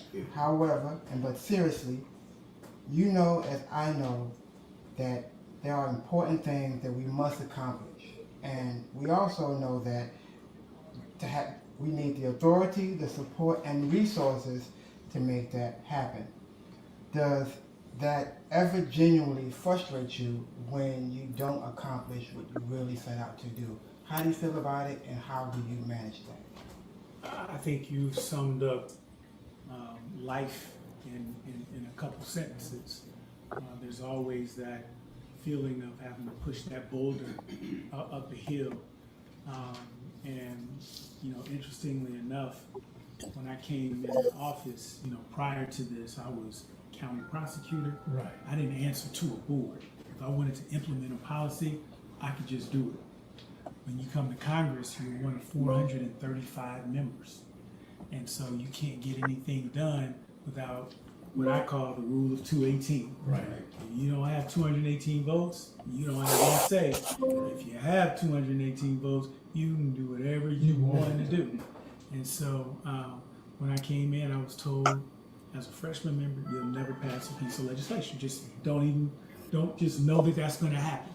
And you can introduce good legislation and set it up for down the road, but you're not going to pass any legislation. That didn't sit well with me because, not only am I a competitive person, but also I care about this region. And so I put that aside and I just started getting to work. And we have what's called our Gateway Partnership Act. We got co-sponsors, we got other members on board, and I'm one of 2, maybe 3 freshman members who act in the minority, who actually got that piece of legislation passed through the House, and we have good momentum on the Senate side, in which case, when that bill becomes law, which I'm very confident that it will, I'll be one of 25 or 26 freshman members to ever get a piece of legislation they introduce passed in the law.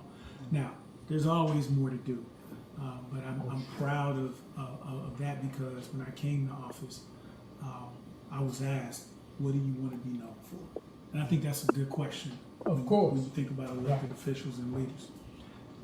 And my answer was, and still remains, that I want to be known as someone who shows up every day, does the work, and gets things done.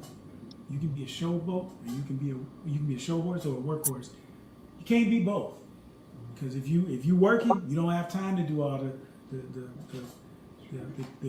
camera stuff and all that stuff all the time. And so the fact that we've been able to get our legislation passed, we've been able to introduce a lot of good legislation that's getting bipartisan support, but also when I think of Jasmine Crockett, who came in town for me, Nancy Pelosi, who just came in town, yes, it's Reverend Cleaver, who has just been a mentor, and so many members of the caucus. When I came in, I didn't know a lot of these folks. A year and a half later, I have the respect of those folks, and that means a lot. Well, I think one of the greatest things that you were able to do, being a freshman, again, historically, very few freshmen ever get a chance to pass any legislation. So maybe later on you can tell us a little bit more about the Gateway Act and what it entails. What made you decide to run again, knowing that there were some obstacles related to being a freshman? I mean, if you stay there long enough, things are going to get better, but you got to still be mentally astute enough to say, this is worthwhile. You know, when you talk about obstacles, I'm a black man in America. That's the story of my life, overcoming obstacles. And I think everybody sitting around here that's black understands and can relate to that. Also, I'll add, I'm the youngest of 4 boys. So you understand about I had to fight for everything. Exactly, I had to fight for everything. In the family fights with my brothers, I was always on the bottom of the pile. So I'm used to having to fight, but also having to earn your keep and the things that you want in life, even if it's just what you want to eat that day. And so so for me, challenges, that's part of the job. That's part of the game. And I'll say this too. I know that there's a lot of young people watching me. For sure. And when I was prosecutor, when I was Ferguson City Councilman, and I take that seriously. I do my best to try to serve as an example, because I want to inspire the next generation, just like the previous generation inspired me. Absolutely. You mentioned people are watching you, and they are. Mm-hmm. Your approach is different from your opponent, Mrs. Bush. You have more of a subtle, quiet approach, and people believe that don't get anything done. Ms. Cori Bush is more loud, active, and some of the community believe that's how leadership should be. What do you think? I say I would disagree with the premise a bit, because I think when we're talking about being loud or fighting, I think we have to understand what does fighting look like in a particular context. My friend Devin Alexander, former middleweight champion of the world, in that job, fighting looks like actually punching people, right? I was a former educator. That looks like advocating for my students and teaching them. And as a member of Congress, it means building the coalitions, building the bridges to get things done. Yeah, for sure. Because you can be a performer or you can be a reformer. And we got a lot of folks that will give you a great speech and tell you all these things that they're going to do. And then you got some folks who actually get it done. And I want to talk about my track record quickly. As a Ferguson City Councilman, I was the first person to be talking about community policing. For sure. We got community policing implemented. We got body cameras, which were not a thing at the time. And there was resistance all over the place for body cameras. We got body cameras on every single officer, and we worked to get them around the region as well. As county prosecutor, we created the first of its kind, a diversion advisory committee to expand treatment programs for people struggling with addiction and mental health. Folks that look like us, who just could go left or right if they don't get that help. And having the right kind of help is key. Absolutely. And I think that piece that Ferguson put out, that's really key. But continue to talk about, what you've done and how the work in Ferguson led to prosecuting attorney and ultimately led to you going to Congress. Right, because to that point, at the end of the day, fighting looks like how do you get things done? Because as a member of Congress, especially a minority member, there's two things we can do. We can do everything we can to stop this administration from doing worse. And secondly, we can figure out ways to get things done despite these obstacles. And so stopping the bleeding, stopping it from doing worse, looks like throwing my body in front of 100 bad ideas every week on that House floor. And because the margins are so slim, when a few Republicans don't show up or flip to our side, if we show up, that can be the difference in stopping cuts to SNAP. It could be the difference in stopping the big ugly bill or reversing it like we plan to do. But then secondly, figuring out ways to get things done. And so we were able to get the 21st Century Housing Act passed to make affordable housing more acceptable. We were able to flip Republicans and get that done, passed in the law. I was able to get our Gateway Partnership Act passed through the House and on its way to going through the Senate. We have another a security bill that looks like it's going to pass as well. So when they told me I wouldn't get one bill passed, It looks like we you on got track to get two. Close to three. Absolutely. And then Right. I'll even also, I think I have to add this because I have to give it the proper context. The tornadoes that hit, because we had two tornadoes, one in North County, but then the big one that hit North City on May 16th. It was not a given that we were going to get resources for that tornado because the disaster relief process in this country, the sole arbiter of whether we get them or not is Donald Trump, Right. the President of the United President. States. Right. But here's the thing, never fear. There's an appeal process. If you disagree with what the president's decision is, you can appeal. Do you know who that appeal goes to? Donald Trump. Right. Donald Trump. So So it's circular in that sense, and and I I think think circle is one stop. And if you in prior administrations, that was never an issue. Democratic and Republican presidents always supported folks who had been hit by disasters. This is the first president that didn't. Our friends in Maryland, billions of dollars worth of damage in flooding. Right. They didn't get one single dollar in FEMA authorization. California had over $200 billion in estimated damage from wildfires. They got zero in supplemental funding. So the fact that we were able to get St. Louis with 1.8 estimated $billion in damage, over 200 million in counting, it's not enough, but I'm proud of the fact that we were able to rally our delegation and get that done. And so I think that those are great accomplishments, particularly for a freshman in terms of being new to the city. Is there anything else? I mean, those are two dynamic pieces that you've done. Is there anything else that you're particularly proud of? I like the notion about collaboration across the lines and so forth. That's important. We don't seem to have that kind of mentality as we're moving forward. What do you think what do you think is going to happen when we get to the next election or so? Do you think there will be a flip with the Republicans and the Democrats? And if so, what role do you hope to play in that? I don't take anything for granted. We're gonna have to work because this general election, well, we have primary election obviously coming up in 11 days, but then the general election in November, the stakes are high. Right. And I think sometimes we hear the word taking the House back and we think of it perfunctorily in the sense that, okay, what does it really mean? And what it means is that, for example, whoever has the majority gets to decide what bills get to the House floor.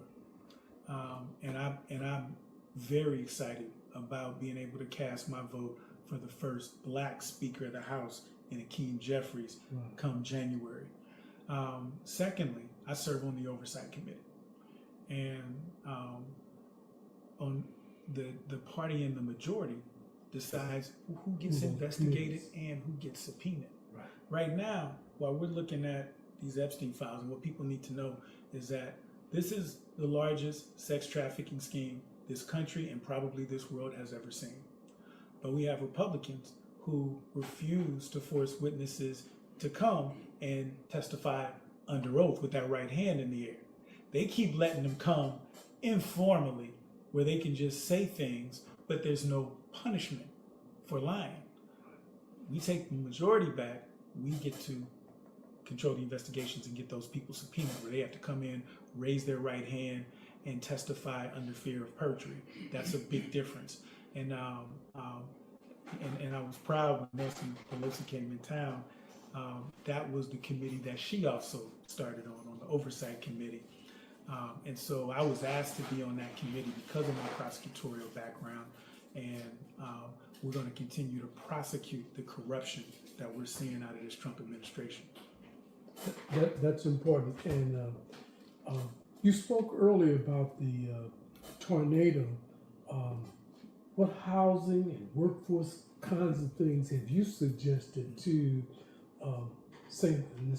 closer to home to St. Louis and the governing body of St. Louis in terms of what they might do in terms of making that more palatable and more equitable for the people in St. Louis? I think that's a really good question because we have a St. Louis region that's been dying a slow death.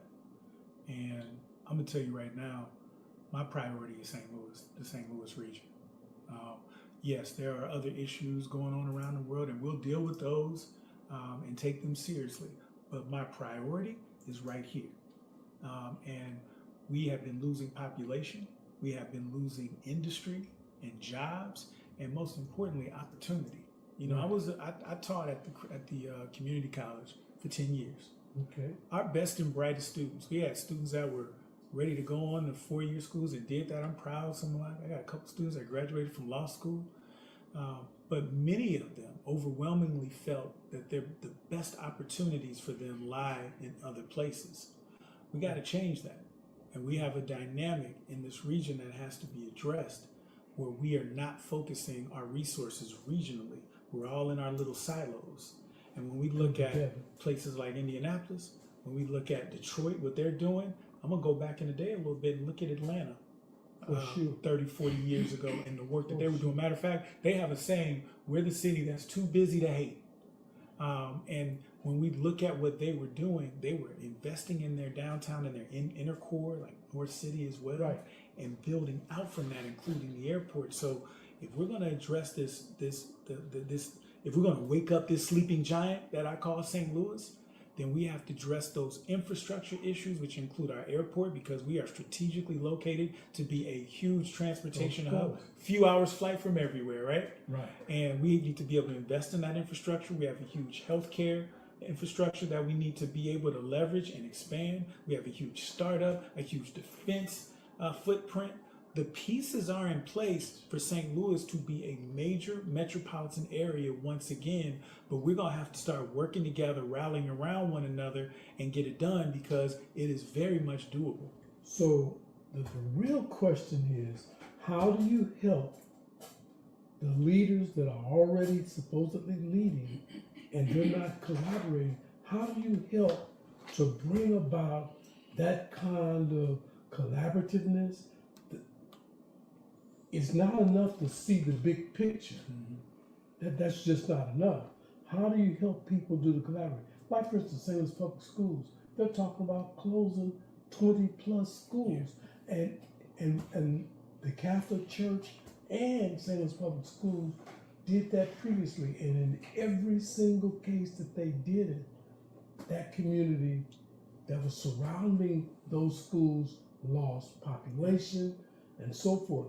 If indeed we want to become relevant, we've got to do something to better educate, collaborate, and so how will your office and the things that you do add to that? You actually answered your question in that question. We got to figure out ways to collaborate. We have to invest in our infrastructure. But a key point that you talked about was our schools.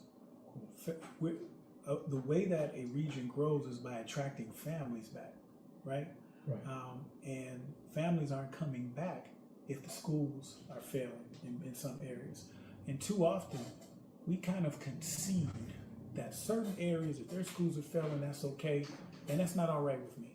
I don't think we can. I'm from the era of No Child Left Behind. We need to start doing the things that are going to make sure that every child has a strong education. Because for a lot of us kids, especially from the Black kids, my family's from North City. I grew up in North County. Education was the great equalizer. That was my way out. I didn't know any lawyers until I was almost a lawyer. I didn't know any elected officials until I was almost an elected official. Education was my path to a better life. And there's so many kids that were like me, that are like me, and so and property taxes obviously drive our school districts, and we have an eroding tax base. So it comes back to that thing, that regional growth and development piece. We got to start investing in the infrastructure, the public safety, the health care systems that will bring back people to this region. And when we address it from a regional standpoint, the St. Louis area is going to take off. I know we had talked about a limited time for you. However, on August the 4th, there are a couple of constitutional amendments. Yes. And I'd like for you to just talk a little bit about 4 and 5. What might your position be on both of those? Okay, so let me make sure I'm clear on this. On 4 and 5, no. Just real simple. No on 4 and 5. Okay. Do not let folks take away your power. Your power. And exactly. Because if you had said anything other than that, then I'll be saying, what's wrong with you? No, exactly. we concluded. We're done with this thing, yeah. Listen, no on 4 and 5. Clear on that. Right, because yes on the First Amendment that you see, and then no on the rest. There's one which deals with the Kansas City allowing them. assessor. I got that. And we're getting some feedback from our Kansas City friends that that's something that some folks want. I don't want to speak on it because I don't represent Kansas City, right. But that was one that you might want to do some research on. But 4 and 5, no. Yeah, we have on our show, we will have the League of Women Voters this coming Monday. Yes. And I'm sorry that you couldn't come Monday. I realize your schedule and so forth, but we're glad that you took this. So we have seen underinvestment or disinvestment in North St. Louis now for generations. Right. Generations. And so, my family tells me the story of, better days in North St. Louis. And so when we talk about moving this region forward, we have to look at those areas that are the foundation of what this region was and what it can be. Okay. And so, the downtown area, everybody eats off the downtown area. That attracts folks back. But North St. Louis, if you look, there's still good housing stock, but there needs to be more investment. There's so many opportunities and so much people power in North St. Louis that if we were able to start working together and collaborating, these are things that aren't pie in the sky because we've seen other areas that have done this. Sure, Atlanta, Indianapolis, as I mentioned, Detroit is doing this right now. Even Phoenix, Kansas City, Michigan has come back. Absolutely. Sure. So there's so many opportunities, but sometimes the problem isn't complicated. People complicate it. Mm-hmm. We got to invest in the infrastructure. We got to invest in our transportation because that's what brings folks back in that transportation field. We are a major defense. We have a major defense hub in the country with NGA West, Boeing being headquartered here. Over 15,000 people are employed, and we're talking good paying jobs. Right. So the pieces are in place for us to have that St. Louis renaissance, if you will. But it's going to require us working together and coming together and collaborating to do it. Well, can I just throw one thing on top of that? The point that I didn't mention was this, that in order to make what you just said happen, it has to be organized. Mm-hmm. And back in the day, the organization was you had block captains, precinct captains, committee people on up, because that way you got directly to the everyday Joe, the Miss Smith next door and things like that. That's what we need to get back to. And I'm gonna add to that too. The Black church, Of course. Absolutely. Was a integral part in anything that we did as a community, organization, or otherwise. And so, but what we've seen is we've seen a lot of folks that we've been losing a lot of that talent. Yeah, absolutely. By design. By design. It happened. It happened. There you go. That's what you have to look at. Exactly. And so, so now I think we have to start being more solutions based and figure out, okay, how do we reverse this trend? And it's not rocket science. It's investing in our infrastructure. It's investing in our educational systems. It's investing in having a unified investment in attracting industry here, because we can't have the city and county competing against one another. No successful region does that. If our fractured form of government worked, other people would be copying it. Nobody's copying what we're doing here. Right. So that's an absolute fact. Absolutely. So we just got to start thinking about things regionally. It's not about this region versus this region. It's all of the above working together.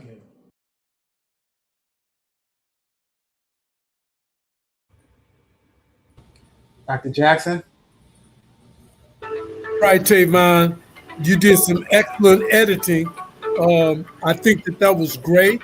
I think others have given up time so that we could have that total airing. I want to thank Merlin for her giving up some time, Lewis for giving up some time. What I'd like to do now, though, Merlin, introduce the person that's going to come on and give us some feedback on our program. I'm sorry to say she had to leave, but the comment that she made to me was, the music was fantastic in the beginning, the weather was informative, and she learned some things about Africa. Wow. Okay. Well, again, we'll have to get somebody else. Do you want to have any closing remarks, Dr. Cross? Dr. Cross, any closing remarks? Yes, I just want to thank everybody for their time today and viewing our show. The numbers are up threefold, so people are starting to find out about the Mindful Monday segment that you developed, Dr. Jackson. And I want to thank all of our partners who have made a significant part of what has happened with us now, and we're growing by leaps and bounds. I do want to say in closing that please contact us. We are honoring Doug Eason on August the 8th at the Post-Dispatch building from 3 o'clock until 6 o'clock. Doug Easton was, as everybody knows, was an integral part of the Black community for over 40 to 50 years. And the tickets are $50. And we ask that everybody contact me, Dr. Jackson, Dr. Brooks, or any of the people who are on our team so that we can show our appreciation for the years of service for Doug. And in closing, thank you all so much for your time. Before we close, next week, starting on Tuesday, we will have some special interest groups. Norman Ross will kick off next Tuesday. We'll be signing people up for the Ancient African History Scholars Group. Dr. Parr will be signing up African American history in America. He'll be signing people up to hear about that, and we'll do on some of those things. We will either do those programs via internet, or we'll send you data. Also, next week we'll be signing people up to get more information in on the weather. What can we do as we begin to see the things that are causing us to have problems with our weather. What can we do to do that? We also will have some information next week on the grants. I will have grant informative sessions next week as well. So we will start on Tuesday, and what we'll do is we'll give you our number on next Monday, and then you can call a specific number and we will get data to you. Also, those of you that want more information on some of our guests, like Dr. Peoples, her friend who was a therapist, we'll be able to get that information to you. And if there's anything written that we've done, we'll be glad to send that to you. But we'll start that next week so it'll be Mindful Monday and Interactive Tuesday. In other words, we'll let you begin to say, here are the things we want to work on. We'll have proposal writing classes. We'll have a number of things. Ancient Egyptian Scholars Group. And so we're going to also, Merlin is working with a group of young ladies that want to do some things to empower schools and empower kids. So we'll have information about all of those things starting on Tuesday. We'll blast it on Monday, and that should take care of our Mindful Monday for this evening. Mm-hmm. Tavon, can you close us out with our theme song? And next week we'll be prepared with all the numbers that people need to get in touch with them.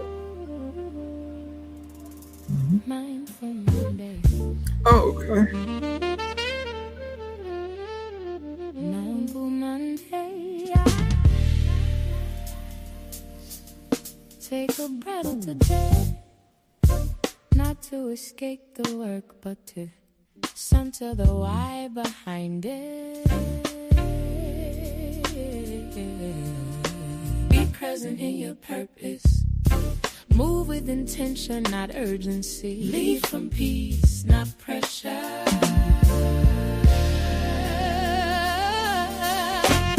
Mindfulness isn't slowing down the mission, it's sharpening it. Stay grounded, stay focused, stay.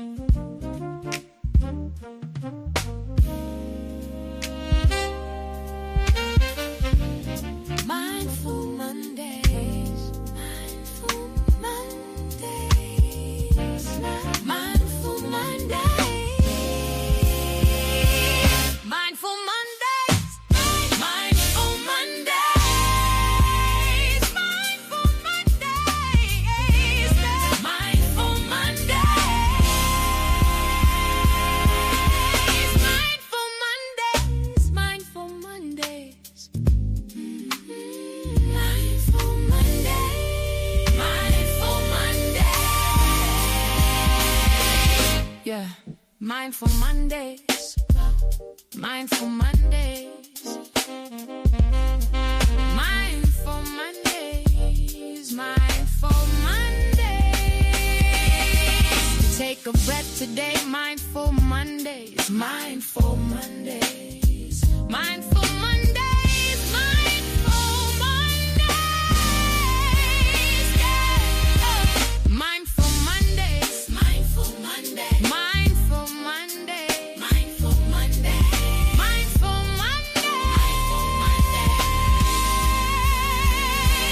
Take a breath today.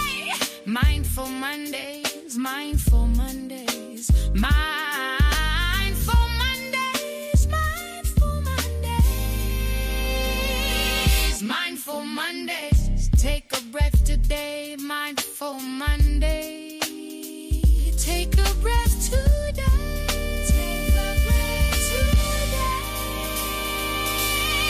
Take a breath today, mindful Mondays. Mindful Monday. Take a breath.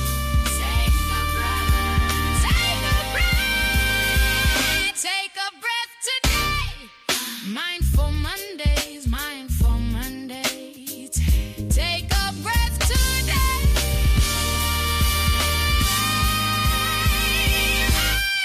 Take a breath today. Take a breath. Take a breath today. Take a breath today. Take a breath today. Mindful Monday. Take a breath today. Take a breath today. Take a breath today. Take a breath today. Take a breath today. Mindful Monday. Take a breath. Take a breath today. Take a breath. Take a breath. Take a breath today. Take a breath today. Take a breath. Take a breath today. Take a breath today. Take a breath today. Take a breath. Take a breath. Take a breath today. Take a breath. Take a take a take a take a take a breath. Take a breath. Take a breath. Take a breath today.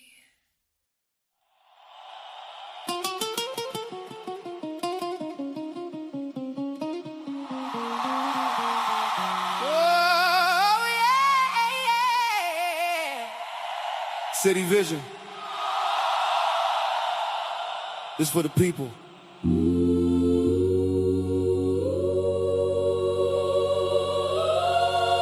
Shaping cities. Empowering people.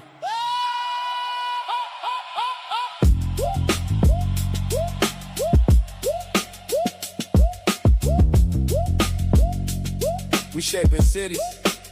Inspiring people. We shaping cities. Yeah, yeah, yeah, yeah. We shaping cities steady. Building from the base. Building from the base. From the base, from the base. Empowering people. Put the power in their face. Yeah, power in their face. Power in their face. From the block to the top. Yeah, we level in the space. City Vision, we the future. Yeah, we stepping in the place. Yeah. Started with a spark, now the vision, vivid living proof. From the ground to the grind, had to tighten every move.